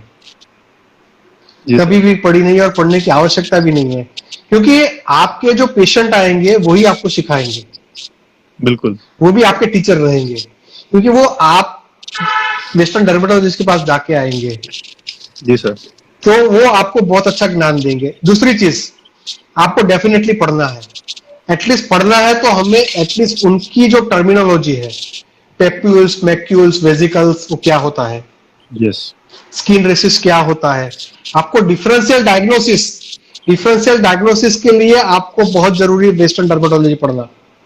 बराबर। एक्जिमा और सोराइसिस को कैसे डिफरेंशिएट करना है, डिफरेंशिएट करना है। सेकेंडरी सिफिलिस और सोराइसिस को आपको कैसे डिफरेंशिएट करना है, स्कैल्प सोराइसिस और डेंड्रफ को आपको कैसे डिफरेंशिएट करना है। तो उसके लिए आपको वेस्टर्न डर्मेटोलॉजी का नॉलेज होना चाहिए। बराबर। और अगर एक बैच बना तो मैं एक ऑनलाइन कोर्सेज में भी लॉन्च करना चाहता हूँ, एटलीस्ट जो मेरा एक्सपीरियंस है वो अपने स्टूडेंट्स या अपने जूनियर के साथ में शेयर करूंगा, तो वो है। बिल्कुल सर। लेकिन आपको एटलीस्ट दोनों का इंडिकेशन नॉलेज में होना चाहिए, तो आपके लिए इजी रहेगा, बहुत इजी रहेगा ट्रीटमेंट प्लान करने के लिए, डिफरेंशियल डायग्नोसिस करने के लिए। जी कई बार एक्जिमा के पेशेंट आते हैं और आपको लगता है कि ये सोराइसिस है, लेकिन वो सोराइसिस होता नहीं है, वो एक्जिमा होता है। तो उसमें आपको एटलीस्ट आपका ब्रॉड स्पेक्ट्रम नॉलेज होगा, तो आपको डिफरेंशियल डायग्नोसिस करने के लिए आपके पास वेस्टर्न डर्मेटोलॉजी का नॉलेज होना जरूरी है, क्योंकि बिल्कुल तब सर। हम ऐसा नहीं कर सकते कि ये दद्रु है या वो है वो है। आप डेफिनेटली कॉन्सेप्ट दोष दुष्य के तौर पे लगा सकते हो, लेकिन अगर आपको पता है कि ये एक्जिमा है या सोराइसिस है, तब आप अपना दोष दुष्य समूर्छना का कॉन्सेप्ट लगा सकते हो। बिल्कुल तो डायग्नोस्टिक टूल में, और मैं वैसे भी बताना चाहूँ जर्नलाइज फॉर्म में, कि हम कैंसर की प्रैक्टिस, मैडम कैंसर में भी कैंसर में प्रैक्टिस करता हूँ, तो कैंसर जी के पेशेंट आएंगे तो there are 200 types of cancer. आपको एटलीस्ट एमआरआई रीड करना आना चाहिए, आपको सीटी स्कैन रीड करना आना चाहिए, आपको बराबर एटलीस्ट ये 200 टाइप्स ऑफ जो भी कैंसर है, तो उसमें उसकी जो ट्यूमर मार्कर्स है उसका भी नॉलेज होना चाहिए।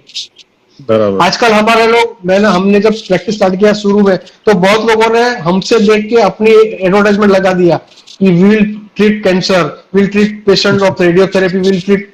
अरे भैया, आपको पता है रेडियोथेरेपी कितने प्रकार की आती है, कौन से एरिया में उसको टारगेटेड दिया जाता है, उसके क्या साइड इफेक्ट्स है, उसको कैसे मैनेज करना है, ये सारी चीजों का नॉलेज आपको होना चाहिए।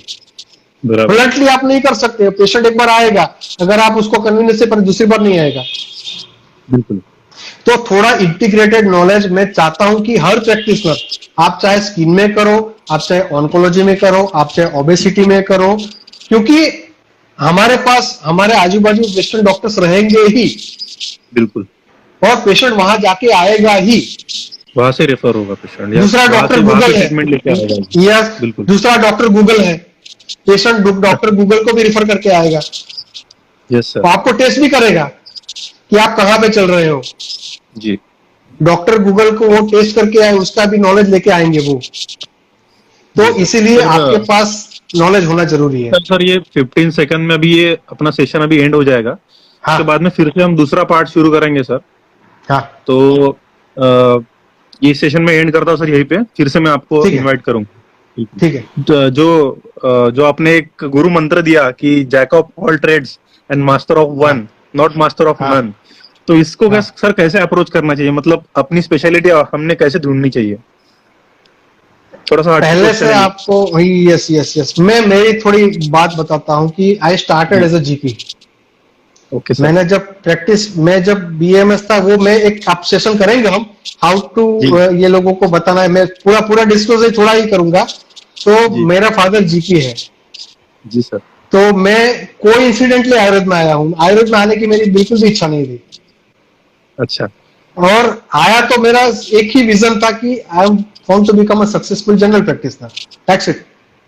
अच्छा तो मैंने कॉलेज भी बहुत लाइटली अटेंड किया था, 3 महीने पढ़ता था, एग्जाम देता था, टॉपर होता था।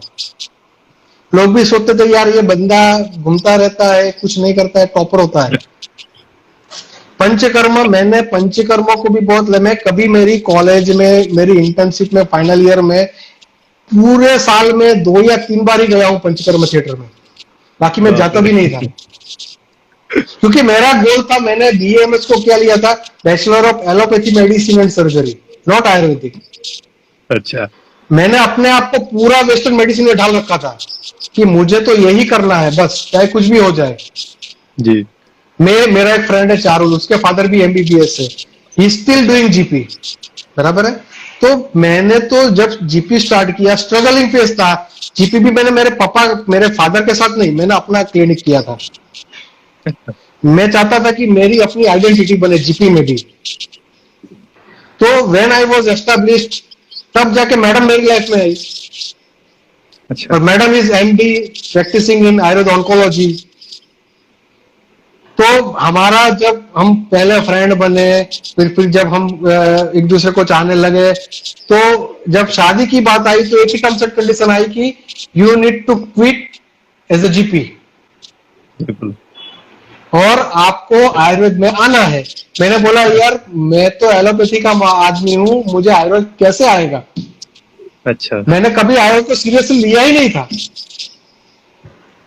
तो मैं सूरत पढ़ा था। जब मैंने सूरत में जब मैं प्रैक्टिस मैं जब सूरत के पास बिलीमोरा सिटी, वहां से एक छोटा गांव है, बहुत अच्छा गांव है, वहां पे मेरी जीपी चल रही थी। अच्छा। तो मैं सेटल था प्रैक्टिस में। तो उसने बोला कि आप सूरत स्टार्ट करो। मैडम राजकोट से सूरत आती थी। हमने किराए पे जगह, बहुत पोश इलाका में किराए पे जगह रखी और अपना सेंटर स्टार्ट किया। पंचकर्मा आता भी नहीं था, खुद मसाज करता था। ईगो भी था मुझे। मेरे प्रोफेसर जो मेरी कॉलेज के बोलते यार तू स्टूपिड है यार, एलोपैथी अच्छी प्रैक्टिस छोड़ के क्यों आयुर्वेद में आया। बहुत सारे मेरे कलीग्स भी बोलते यार तू स्टूपिड है। मैंने बोला कुछ चलो आ गया देखते हैं। अपनी जगह भी रखी थी जीपी की, अगर नहीं जी। जमा वापस चला जाऊंगा। वापस चला जाऊंगा। और हुआ भी स्ट्रगल वाली बात, 5,000 रुपए का किराया नहीं निकलता था। मैडम आती थी राजकोट से पैसे देके जाती, तू तू उसके अंदर लगा रहे बस हो जाएगा। खुद को मैंने डाला आयुर्वेद के अंदर, मैंने सीखा मैडम से। पेशेंट आते थे, कंसल्टेशन करवाते थे, दवाई लेके नहीं जाते थे, दवाई लेके जाते दूसरे दिन वापस ले जाते थे। कितना फ्रस्ट्रेटिव मोड आप सोच सकते हो। ऐसी फ्रस्ट्रेशन किसी के लाइफ में नहीं आती। मैं रोता था, मैडम को फोन करता था यार ये तूने मुझे गलत जगह पे डाल दिया, मुझे वापस जीपी में जाने दो। नहीं वो तू तू बस जस्ट सर्वाइव हो जा, पैसे की चिंता मत कर। फिर वो आती थी, मैं देखती थी वो पेशेंट को कैसे कंसल्टेशन देती है, कैसे उसको कन्विंस करती है। मैंने उसको ही गुरु बनाया। उसको जो ईगो था, मैं कॉलेज तो वापस नहीं जा सकता सीखने के लिए। वो बोले साला तू इतना ईगो वाला आदमी क्यों आया सीखने के लिए। तो मैं नहीं गया कॉलेज में, सीखा, अपने आप को ढाला।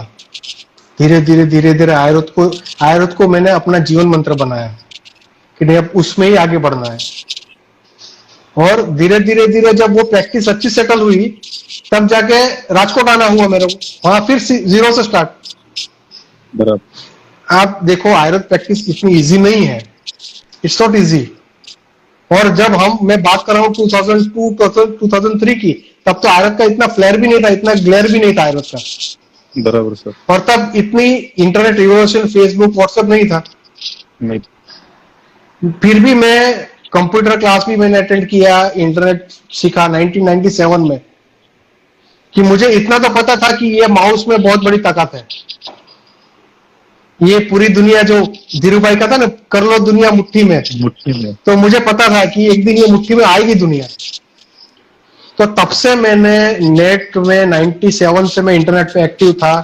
मैंने दो ही लोगों को देखा था इंटरनेट पे एक्टिव, दो ही वेबसाइट मिली थी, एक डॉक्टर वसंत लाड़ की, आपने सुना होगा नाम। वसंत लाड़ तो बहुत बड़े इंटरनेशनल बहुत लीजेंडरी आदमी है अपने आयुर्वेद के। और दूसरी डॉक्टर प्रताप चौहान की जीवा आयुर्वेद का मैंने देखा था। बराबर। तो ये मैंने उनको देखा ये कैसे करते हैं।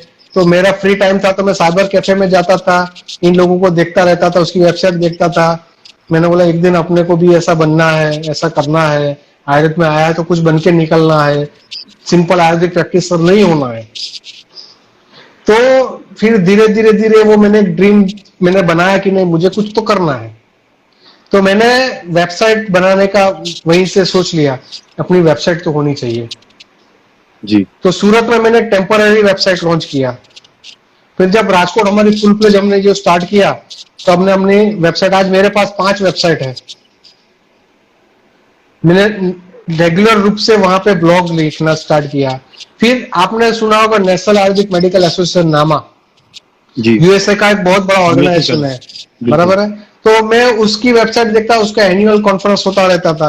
तो मुझे एक ड्रीम था कि मुझे यूएसए उसकी कॉन्फ्रेंस में एज अ डेलीगेट जाना है, एज अ डेलीगेट जाना है।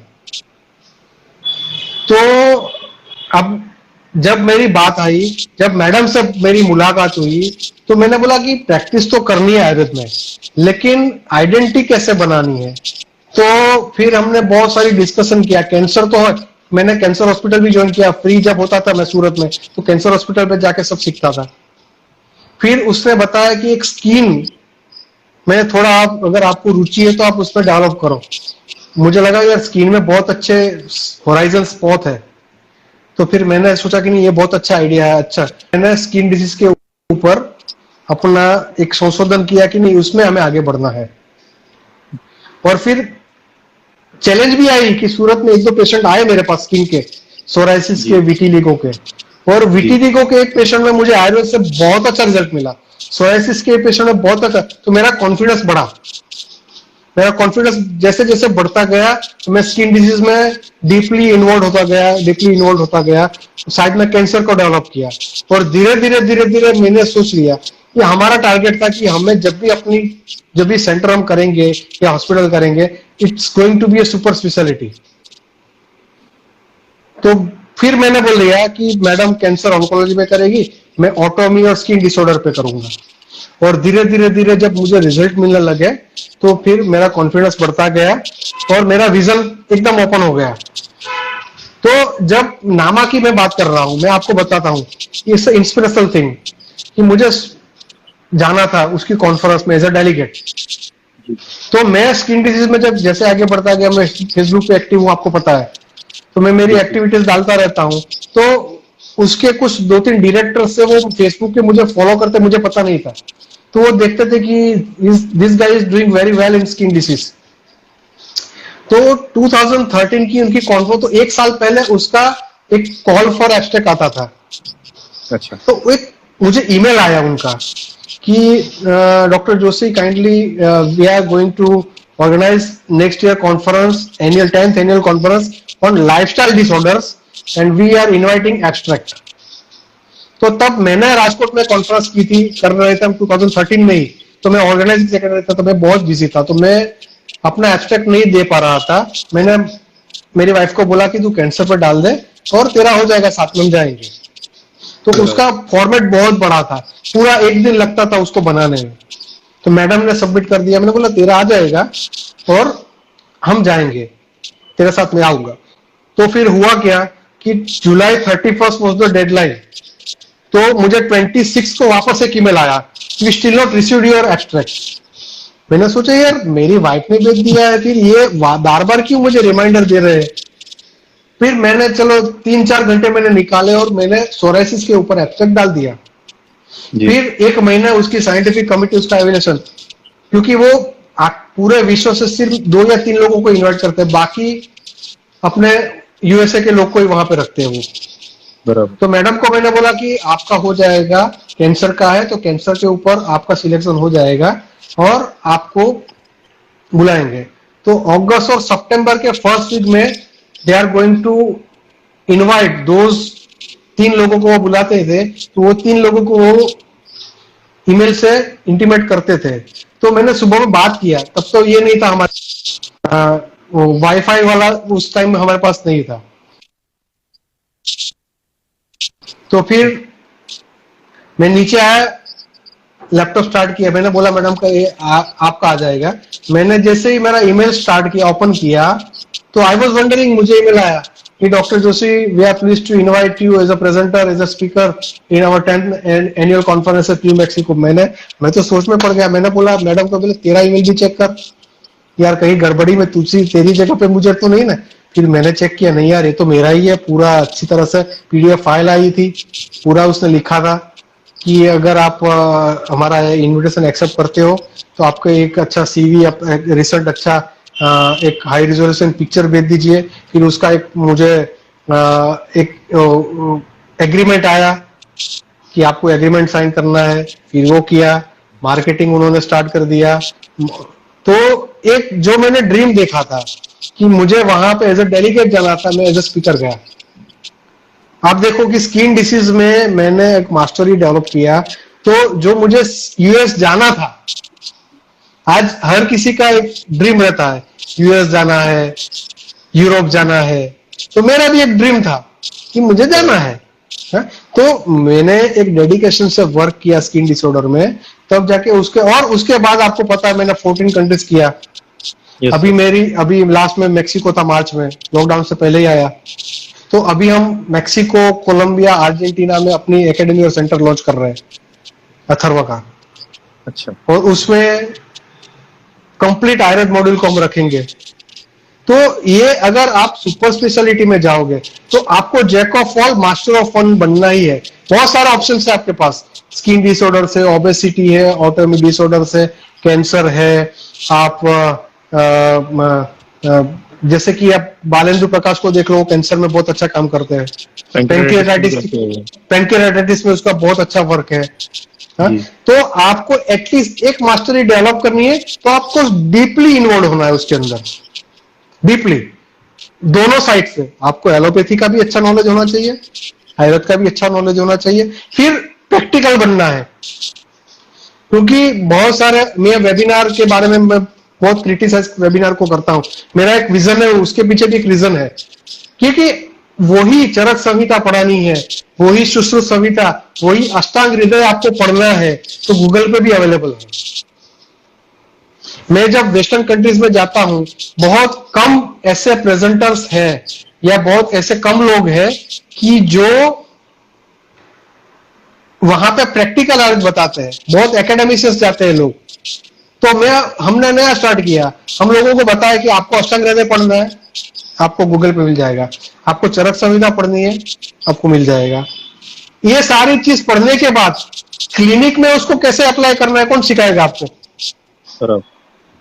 कौन सिखाएगा? उसके लिए आपको क्लिनिशियन की जरूरत पड़ेगी, आपको उसके लिए फिजिशियन की जरूरत पड़ेगी। तो कौन प्रैक्टिसनर्स है? जो मैं करता हूं, डॉक्टर प्रताप चौहान है, डॉक्टर विक्रम चौहान है, बालेंदु सर है, वी आर प्योरली क्लिनिशियंस। संहिता तो पढ़ लिया, मैं भी पढ़ के आया था 25 साल पहले, उसके बाद मैंने खोला नहीं है। लेकिन हमें तो क्लिनिक में difference, condition is totally different. Classroom से clinics is one of the एकदम सेपरेट चीज होती है, और उसमें आपकी युक्ति व्यवस्था चिकित्सा, आपका सेल्फ कॉन्फिडेंस, आपका डेडिकेशन, आपका दोनों साइड का नॉलेज, वही आपको इस्तेमाल करना है। पेशेंट को कन्विंस करना, पेशेंट को काउंसलिंग करना, पेशेंट के साथ आपकी साइकोलॉजी, आपकी केमिस्ट्री कैसे मैच होती है, आपकी केमिस्ट्री भी मैच होनी चाहिए पेशेंट के साथ। छोटे से बड़े लोग सब आएंगे आपके पास, अनपढ़ भी आएगा, बहुत पढ़ा लिखा भी आएगा, छोटा आदमी आएगा, बड़ा आदमी भी आएगा। आपको उसके साथ अपनी केमिस्ट्री सेट करनी है।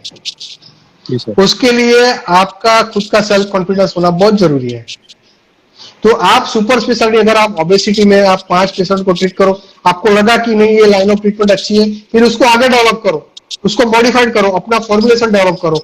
मैंने अपनी जो स्किन डिसीज है, तो मेरी जो एक चिकित्सा पद्धति है, उसको मैंने एक मॉड्यूल बना के रखा है, उसका नाम दिया है मैंने संपूर्ण त्वचा शुद्धिकरण चिकित्सा, कंप्लीट स्किन डिटॉक्सिफिकेशन ट्रीटमेंट। ये मेरा प्रोटोकॉल का मैंने नाम दे रखा है, और मेरा ये पैकेज है कि कंप्लीट स्किन डिटॉक्सिफिकेशन ट्रीटमेंट का ये प्राइस रहेगा।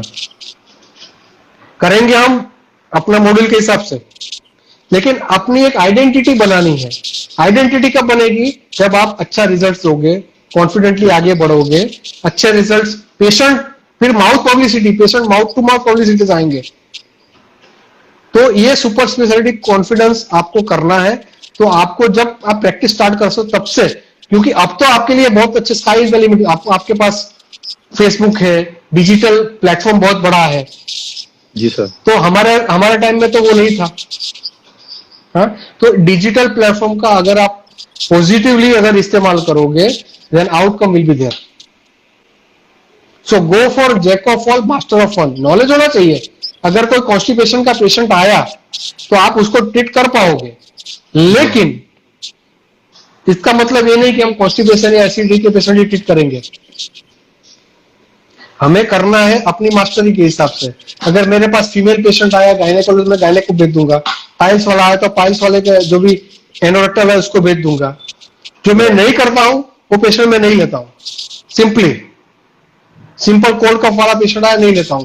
हाँ, क्रिटिकल अस्थमेटिक पेशेंट आएगा तो उसको मैं लूंगा, वहां पे चैलेंजेस रहेगी। लेकिन सिंपल कोल्ड कफ आएगा, सिंपल फीवर आएगा, सिंपल बॉडी बोलूंगा, आप जीपी को दिखा लेगा, आयुर्वेद जीपी करने वाले भी है हमारे यहाँ, तो उसको आप उसको दिखा दीजिए।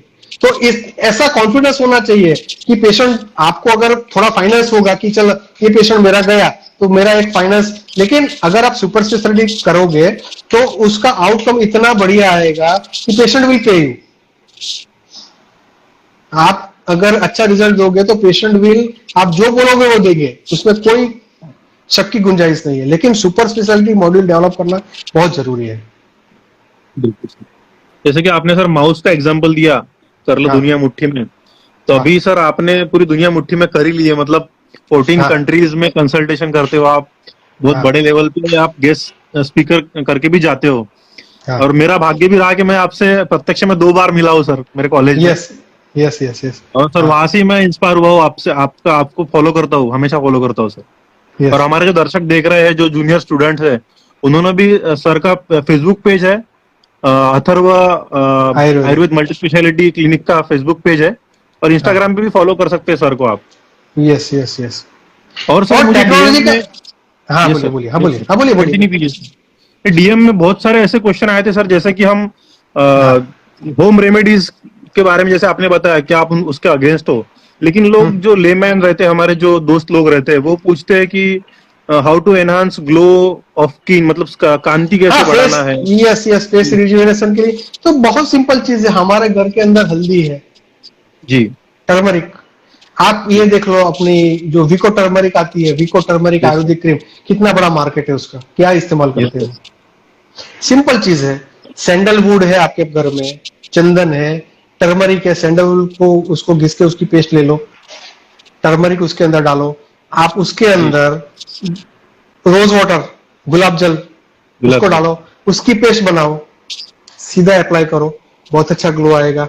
उसके लिए बराबर। अगर आपका कॉम्प्लेक्शन ऑयली है तो भी कोई प्रॉब्लम नहीं है, ड्राई है तो भी, क्योंकि ये एक ऐसी चीज है कि दोनों कॉम्प्लेक्शन में चलेगी। ऑयली स्किन है तो भी चलेगी, अगर आपकी ड्राई कॉम्प्लेक्स है तो भी उसके अंदर भी चलेगी। दूसरी, जो एलोवेरा का प्लांट आता है, नेचुरल प्लांट, यस।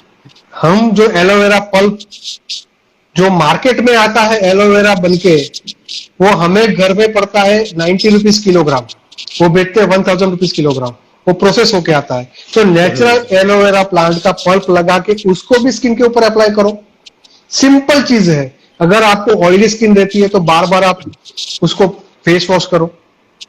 अगर आपको सनबर्न की है, आपको टैनिंग हो रहा है, तो सिंपल चीज है कि आपको क्या करना है, पोटेटोज जो हम जो आलू आती है उसकी स्किन निकाल के उसको अपनी स्किन के ऊपर लगाएंगे, आपके टैनिंग भी चला जाएगा।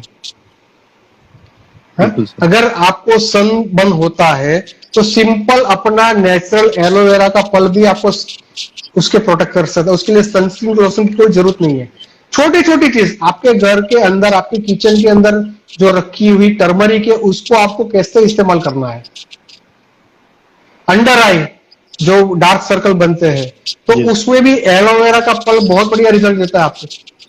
कुछ करने की जरूरत नहीं है, सिंपल। और स्ट्रेस मैनेजमेंट, अंडर आई सर्कल कब बनते हैं, तो आपकी लाइफस्टाइल और डाइट अच्छा नहीं है, स्ट्रेस ज्यादा रहता है, आप स्लीप यस। ठीक से, आपकी नींद ठीक से नहीं होती है, तो पहले उसके ऊपर वर्कआउट करो।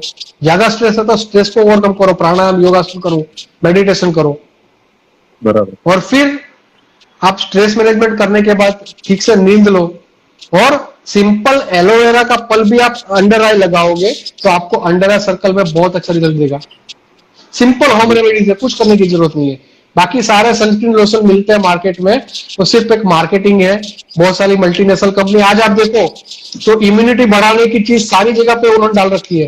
बॉर्नविटा वाला ने भी डाल दिया उसके अंदर, ताजमहल बराबर। टी वाला ने उसके अंदर अश्वगंधा डाला और बोल दिया कि इम्यूनो मॉड्यूलेटर के साथ अब नई ताजमहल चाय। Marketing Ayurveda strategy. का, आयुर्वेद का बिजनेस बना रखा दिया उन लोगों ने। तो बिल्कुल सर। हम आयुर्वेद के स्नातक क्यों आयुर्वेद का बिजनेस ना बनाए, मैं तो उसके भी खिलाफ नहीं हूँ। इट्स अ बिजनेस, हमारा तो ब्रेड एंड बटर यहाँ से आएंगे। Yes sir. तो हम अपना इनोवेशन लाए, मैंने भी सोचा तो मैंने भी अपनी प्रोडक्ट बनाई, green immune powder, green immune capsule. करना है, उसमें गलत चीज क्या है, हम आयुर्वेद ग्रेजुएट्स है। हाँ, तो हम ऑथेंटिक दे सकते हैं ना लोगों को, पेशेंट को हमारे ऑथेंटिक दे पाएंगे। ग्रेजुएट लोगों को पता नहीं रहता है कि मतलब प्रेजेंट कैसे करें। और हाँ। जो बाकी जो नॉन आयुर्वेदिक पर्सन्स है, जो तथाकथित जो बड़े बड़े लोग हैं, वो काफी धड़ल्ले से आयुर्वेद को नाम यूज करके वो मतलब मार्केट खड़ा कर रहे हैं। और हमारे जो यस स्नातक है, यस। जो डिग्री होल्डर है, वो थोड़ा पीछे रह रहे हैं। उसमें एक इश्यू, अभी मैं तो नाम भी बोल देता हूँ, रामदेव का इश्यू हुआ था, कोरोना लेके आए थे। Yes sir. हमारे ग्रेजुएट्स के दो ग्रुप्स बन चुके थे उसके अंदर, हमारे एकेडमिशियंस के कुछ लोग उसके खिलाफ थे, कुछ उसके ब्लाइंडली फॉलोअर्स थे। लोग ऐसा मानते हैं कि बाबा रामदेव की वजह से आयुर्वेद फेमस हो रहा है। तो क्या हम 14 कंट्रीज में क्या करते हैं कि घूमने जाते हैं क्या? हाँ, बराबर प्रताप बराबर। चौहान क्या घूमने जाता है क्या? हाँ, विक्रम चौहान जी क्या घूमने जाएंगे क्या?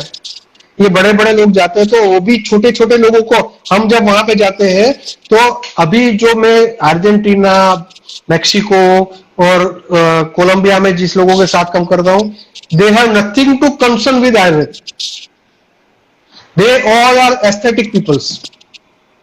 एस्थेटिक मेडिसिन में काम करने वाले लोग आयुर्वेद के प्रति अट्रैक्ट कब हुए कि जब मैं मेक्सिको में, मुझे बुलाया गया, वो कॉन्फ्रेंस थी एस्थेटिक वाले की, और परमानेंट मेकअप पीएमयू चलता है वेस्टर्न कंट्रीज में, पर्टिकुलर लैटिन अमेरिका में। परमानेंट मेकअप यानी ये अपनी आईब्रो कैसे बनानी है, या स्किन के ऊपर क्या परमानेंट मेकअप करना है, टेटूज कैसे करना है, ये लोगों की कॉन्फ्रेंस में as an expert of Ayurveda मुझे बुलाया गया।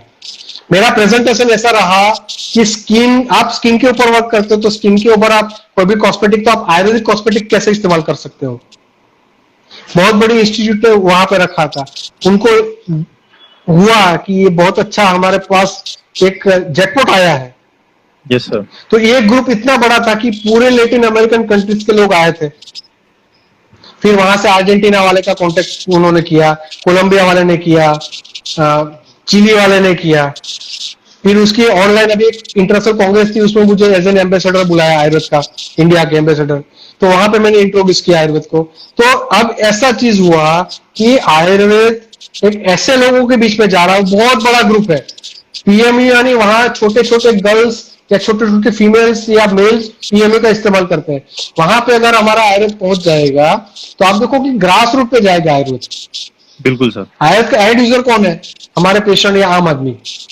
हाँ, तो ये लोग अगर आयुर्वेद का, अगर कल रामदेव टीवी चैनल पे आके इम्यूनोमॉड्यूलेशन के बारे में बोलेंगे, या ये श्री श्री बोलेंगे, तो क्या उनकी वजह से आयुर्वेद का प्रमोशन होता है कि हमारे जैसे लोग बोलेंगे तो है? तो हमें प्रेजेंट ऐसा करना है कि साइंटिफिक प्रेजेंटेशन होना चाहिए, अपना सेल्फ कॉन्फिडेंस अच्छा होना चाहिए, और कभी भी अपने आप को इंफीरियरिटी कॉम्प्लेक्स में मत रखो।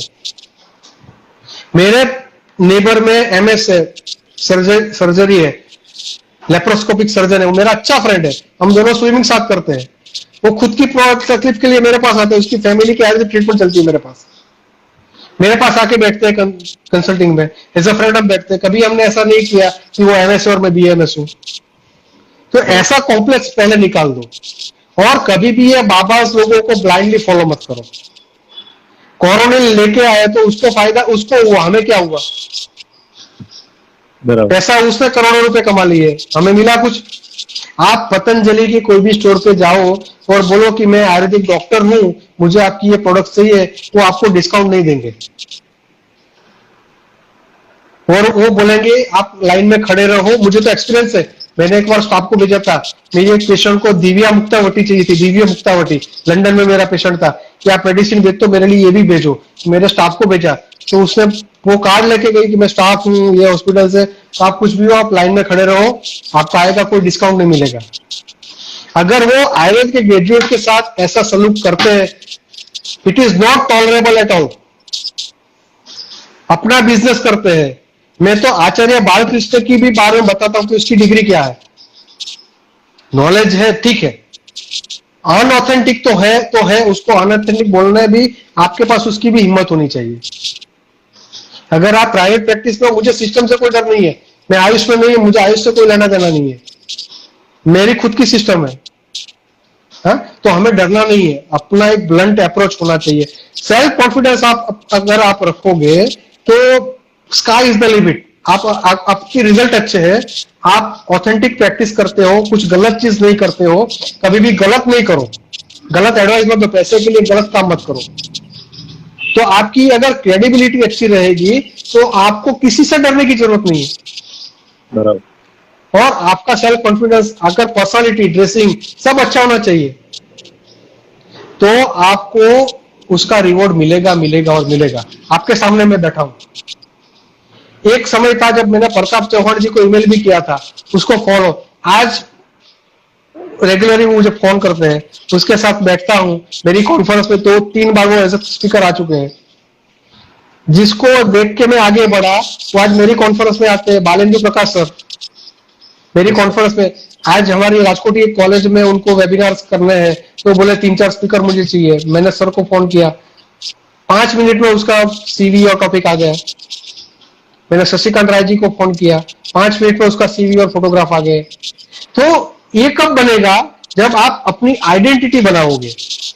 अपनी आइडेंटिटी बनाओगे तो फिर, और दूसरी चीज, आइडेंटिटी कब बनेगी? आप एविडेंस बेस्ड आयुर्वेद करोगे, अच्छे रिजल्ट प्रमाणित करोगे, उसको पब्लिश करोगे, उसको योग्य एक डिजिटल प्लेटफॉर्म पे पब्लिश करोगे, कॉन्फ्रेंस पे उसको पब्लिश करोगे, कॉन्फ्रेंस में जाओगे, नेटवर्किंग करोगे, तो आपको इंटीग्रेशन लोगों के साथ भी आपका हो जाएगा, आपकी आइडेंटिटी बनेगी।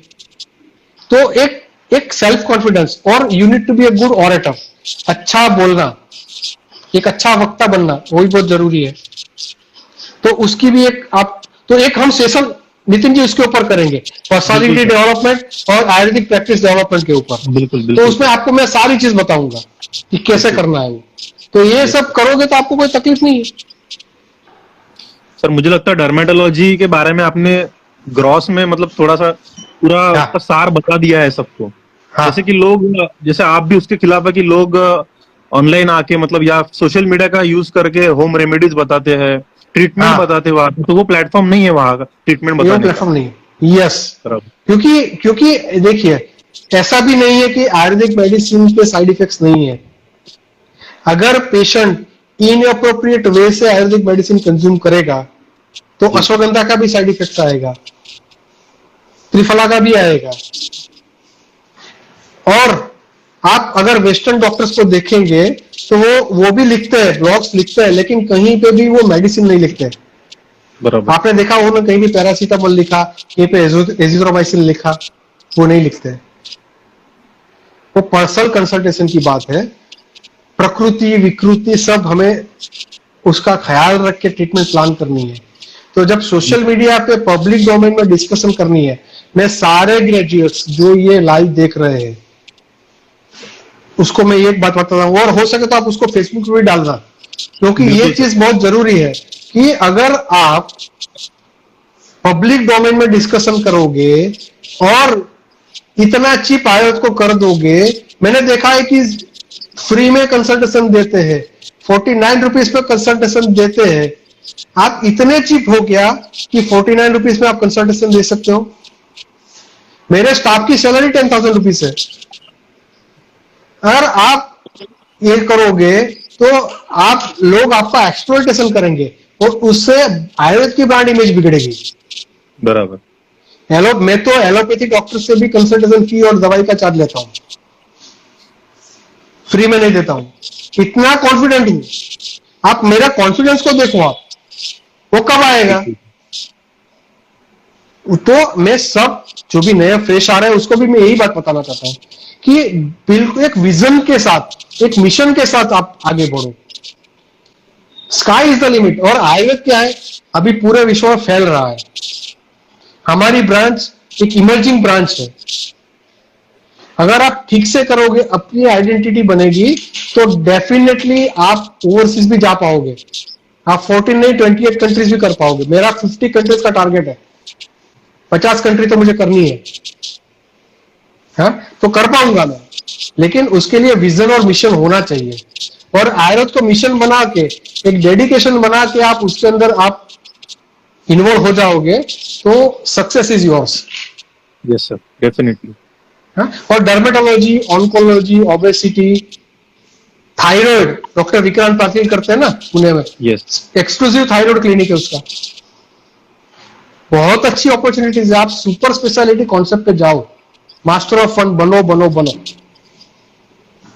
बिल्कुल। और अगर आपको देखना, आप मेरे फेसबुक पेज पे आइए, अथर्व आयुर्वेदा का पेज है, डॉक्टर गौरांग जोशी का पेज है। आप देखो, मैं वहां पे कुछ ना कुछ डालता रहता हूँ, वहां पे इंस्पिरेशनल क्रिएटिव्स में डालता रहता हूँ। लोगों को डायरेक्ट लोगों के साथ इन्वॉल्व होता हूँ मैं। वेबिनार्स का आउटकम क्या, हम डायरेक्टली आयुर्वेद के लोगों के पास जाएंगे तो आउटकम आएगा। हम इंटरनली डिस्कशन करेंगे, उसका क्या फायदा? अगर मैं कल मैंने हेयरफॉल पे किया तो बहुत लोग जुड़े मेरे से, कॉमन लोग जुड़े। तो उससे मुझे फायदा क्या होगा? मेरी कंसल्टेशन में आएंगे वो लोग, मुझे पेशेंट मिलेंगे, तो ही हमारा ग्रो होगा ना। Yes sir. अगर वो ग्रास रूट में जाएगा तो ही उसका फायदा आयुर्वेद को मिलेगा और आयुर्वेद का फायदा लोगों को मिलेगा। और आयुर्वेद को साइंटिफिक रिप्रेजेंट करना हमारी जिम्मेदारी है। जी सर। तो ये जैसे सर चीज हमारे करने अभी बहुत। डॉक्टर हाँ। शिवानंद पाटिल जी भी हमें हमारा भी लाइव देख रहे हैं। वो भी बहुत ही हाँ, अच्छी प्रैक्टिस करते हैं, डर्माइट की बहुत भी अच्छी करते प्रैक्टिस हैं। करता है। यस, यस हॉस्पिटल में सर। बहुत अच्छी प्रैक्टिस है उसकी। और अभी उसने एक्टा बनाया है, बहुत अच्छा है। मैं भी यस उसका सर। उसकी एडवाइजरी कमेटी में हूँ। तो वो अच्छा यस प्रैक्टिस सर। करते हैं। अच्छा प्रैक्टिस करना जरूरी है। मर्म चिकित्सा, मर्म भी सुपर स्पेशलिटी कॉन्सेप्ट है। नॉन ड्रग बराबर। पेन मैनेजमेंट में मर्म से अच्छा बेहतर बेटर कोई नहीं है। तो अपने पास बहुत खजाना है। खजाने में से एक चीज आपको अपने लिए निकालनी है जिसमें आपको रुचि होनी चाहिए, बिल्कुल। कि मुझे ये मेरा इंटरेस्ट है। वो अगर आप रुचि निकालोगे और उसके साथ आप इन्वॉल्व हो जाओगे, आपका रिसर्च करते जाओ, अपने आप को उसके अंदर डाल दोगे, तो डेफिनेटली आप मास्टर होकर निकलोगे। बिल्कुल सर। सर मुझे लगता कई है बार ऐसा कई बार पहला। ऐसा होता है कि यस। ऑन्कोलॉजी ऑन्कोलॉजी मैडम का सब्जेक्ट, लेकिन मैं उसमें भी इतना डीपली इन्वॉल्व हुआ हूं। तो कई बार मैडम हर कॉन्फ्रेंस में, क्योंकि मेरी बच्ची है, उसकी स्कूलिंग वगैरह रहती है, तो मैं हर यस। कॉन्फ्रेंस में नहीं जा सकता। अब वो नहीं जा सकती है मैडम। तो मैंने तो बहुत सारी इंटरनेशनल कॉन्फ्रेंस में कैंसर के ऊपर भी अपना स्पीच दे के रखा है। उसमें भी मैं इन्वॉल्व हुआ हूँ। ट्यूमर मार्कर कैसे रीड करना है, क्या पेशेंट को क्या लाइन ऑफ ट्रीटमेंट रेडियोथेरेपी के साथ देना है, कीमोथेरेपी के साथ क्या देना है, क्या डाइट होना चाहिए। तो मैं डीपली इन्वॉल्व होता हूँ। अगर पेशेंट आएंगे कैंसर के मैडम के, तो वो कंसल्टेशन करते हैं, उसके साथ मैं भी बैठता हूँ, मैं भी देखता हूँ। जी। Learning, always be a student all the time. Learner बनो, ऑल द टाइम सीखते रहो। मैं कई बार जूनियर्स के भी लेक्चर सुनते रहता हूँ, कई बार उससे भी कुछ मिलता बराबर सर। है। तो ये सारी चीजों को हमें अपने दिमाग के अंदर रखना है और फिर ऐसे अपना करियर डेवलप करना है। सर एक हम आखिरी क्वेश्चन लेंगे व्यूअर का, कि हाँ। जो कि हमारे एक फिजियोथेरेपिस्ट फ्रेंड है, उन्होंने हम्म। पूछा है सर। हम्म। सर मेरी आवाज आ रही है आपको? हेलो, आ रही आ सर रही आवाज आ रही है मेरी? हम्म, सर आ उन्होंने रही आ रही आ रही व्हाट अबाउट, उन्होंने ऐसा क्वेश्चन पूछा है कि what about genetically transfer skin diseases, how to prevent it? Yes, बहुत अच्छा क्वेश्चन है। यस। जिनेटिकली अगर कोई प्रॉब्लम आता है, सपोज मैं आपको विटिलिगो का बताता हूँ कि जी। विटिलिगो मैक्सिमम जेनेटिकली आने की पॉसिबिलिटी है। तो अगर उसको आपको अवॉइड मैक्सिमम कर पाते हम, कैसे? तो उसके हमें positive factors, inappropriate food combinations है, इनअप्रोप्रिएट जी। लाइफस्टाइल है। अगर पहले से अपने बच्चे को एक प्रॉपर डाइट लाइफस्टाइल में हम मॉडिफाइड करते जाएंगे, तो डेफिनेटली आप उसके जो भी कंसिक्वेंसेस है जो आने वाली है, उससे आप बच सकते हो। जेनेटिकली डिसऑर्डर्स में हमें एटलीस्ट वो पता होता है कि मेरे फैमिली में है। मेरे फैमिली में खुद की बात बराबर। करता हूँ, तो मेरे फैमिली में हाइपरटेंशन और कार्डियक डिसऑर्डर की बहुत बड़ी, मेरे फादर को है, मेरे मदर को है ना। मैंने एक चीज रखी है कि मुझे उससे बचना है। हाँ? तो मैंने अपनी लाइफस्टाइल और डाइट को मैंने इतना संभाल के रखा है। मैं बहुत ऑयली फूड कम खाता हूँ, मैं सॉल्टी फूड कम खाता हूँ, मैं ज्यादा स्वीट नहीं खाता हूँ। डेली योग, प्राणायाम, मेडिटेशन करता हूँ, अच्छी नींद लेता हूँ, 10 साढ़े 10 बजे सो जाता हूँ। तो एक डाइट और लाइफस्टाइल अगर आप पहले से उसके ऊपर प्लानिंग कर लोगे, तो जेनेटिक डिसऑर्डर से भी आप बच पा सकते हो। ऐसा नहीं है, कैंसर की अगर जेनेटिकली हिस्ट्री है, कैंसर में भी देखने को मिलता है। बहुत सारे ऐसे फैमिली होते हैं कि जिसके फैमिली में कैंसर की हिस्ट्री होती है। तो यस सर। अगर उसकी टेंडेंसी हमें पता लगती है, तो उसे अकॉर्डिंगली डाइट लाइफस्टाइल मॉडिफाइड आप कर लोगे, तो you also can prevent cancer. बिल्कुल और सर। अगर आयुर्वेद को थरली अपने लाइफ में एडप्ट करके उसको अपना जीवन बनाओगे, तो डेफिनेटली जेनेटिक डिसऑर्डर से भी आप बच पाओगे। उसमें कोई शक की गुंजाइश नहीं है। बिल्कुल सर। मुझे लगता है सर उनको उनका आंसर मिल गया है कि डिसिप्लिन एक लाइफस्टाइल हमारी डाइट प्लान करनी चाहिए उसके लाइफस्टाइल, यस। अकॉर्डिंग। जी। यस। बिल्कुल सर। तो सर ठीक मुझे है। लगता है आपने पूरा एक सेशन फर्स्ट पार्ट में पूरा डर्मेटोलॉजी पे कवर किया, और दूसरा जो हमारे जैसे नए वैद्य है उनके लिए आपने एक Yes. मोटिवेशनल भी सेशन आज का हुआ है।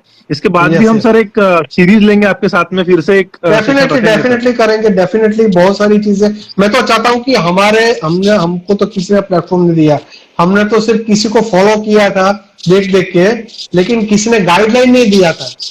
जी सर। क्योंकि बहुत रिनोड इंटरनेशनली रिनोड एक्सपर्ट का भी बात करता हूं, मैं नाम नहीं दूंगा उसका। तो मैंने उसको जब ईमेल किया था कि आपके एकेडमी में मुझे आना है, आपसे कुछ सीखना है, तो उसने मुझे कोई रिप्लाई नहीं दिया था। तब 2011 में जब मिला तो उन्होंने मुझे उसकी कॉन्फ्रेंस में स्पीकर इनवाइट किया, क्योंकि मैंने आइडेंटिटी बनाई हुई। बराबर। उसको पता लगा कि ये बंदा है, उसमें दम है, तो उसने मुझे सामने से बोला मेरी कॉन्फ्रेंस में आ जाओ, एज स्पीकर आपको प्लेटफॉर्म दूंगा। और उसकी एकेडमी की ओर से मैं कंट्रीज में भी जाके आया। तो ये एक डिफरेंस चीज है है, बिल्कुल। डिफरेंस है। तो मैंने वही बोला कि journey of 1000 mile starting with from the zero. Zero. Yes sir. आपको स्टार्ट करना है, बस एक बार स्टार्ट करके धीरे धीरे आगे बढ़ो। Sky is the limit. Ayurveda में तो मैं अभी बोलता हूं कि आने वाले 50 साल या 100 साल आयुर्वेद के हैं। अब तो मैं ब्लाइंडली बोलता हूं कि आयुर्वेद में करियर बनाओ, करने की कोई जरूरत नहीं है। एक दो चीज है कि प्राइवेट कॉलेज में अच्छा नॉलेज नहीं मिल रहा है, बहुत एक्सप्लोटेशन आयुर्वेद वाले का हो रहा है, वो थोड़ी गलत चीज है। बहुत हमारे पीजी भी स्ट्रगल करते हैं प्राइवेट एकेडमिक्स में, वो पढ़ाते हैं, सैलरी नहीं मिलती है, मुझे भी बहुत टच होता है उसमें, बहुत फील होता है। लेकिन मैं बताता हूं कि आप अपनी आइडेंटिटी बनाओगे तो आप किसी के मोहताज नहीं रह पाओगे। अपनी आइडेंटिटी बनाओ। क्योंकि मैं देखता हूं बहुत प्राइवेट कॉलेजेस में देखा कि लॉकडाउन में कई कॉलेज में सैलरी भी नहीं हुई है।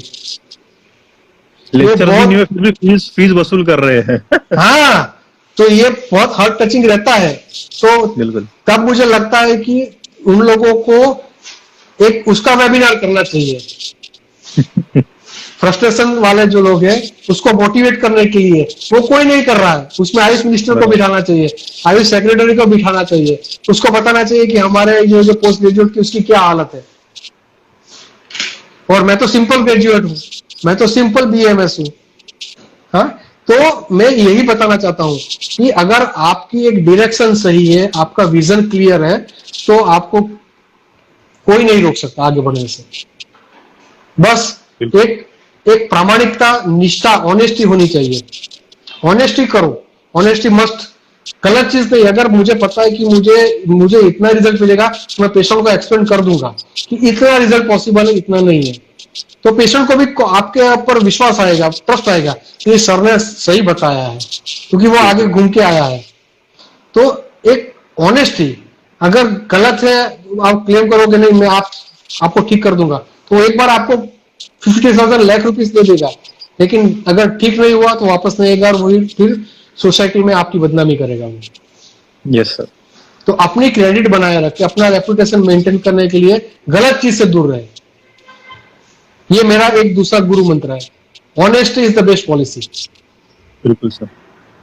तो सर, मेरे ख्याल से बहुत अच्छा मजा आया आज, हम मुझे भी बहुत सेशन अच्छा के हम लगा। अभी एंड पॉइंट पे आ गए हैं, तो हाँ, कुछ टेक होम मैसेज और कुछ आपके तरफ से एक मैसेज देना चाहते हैं हमारे व्यूअर्स के लिए, तो प्लीज सर।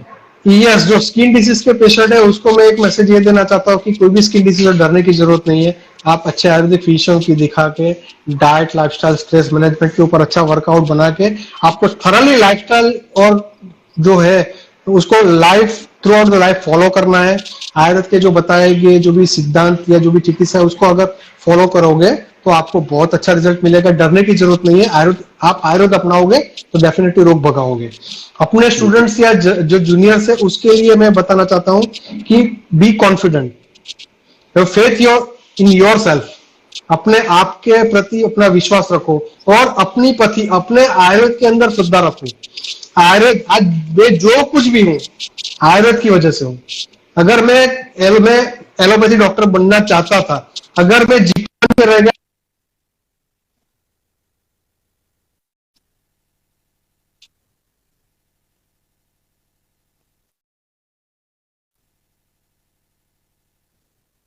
तो मैंने लिखा है लीव आयुर्वेद लव आयुर्वेद। उसको अपनाओगे तो डेफिनेटली आप एक अच्छे कामयाब फिजिशियन बन पाओगे आयुर्वेद के। अगर एकेडमिशियन बनना है तो भी आप अच्छे एकेडमिशियन भी बन सकते हो, और रिसर्च में भी आपके लिए बहुत अपॉर्चुनिटीज है आयुर्वेद में।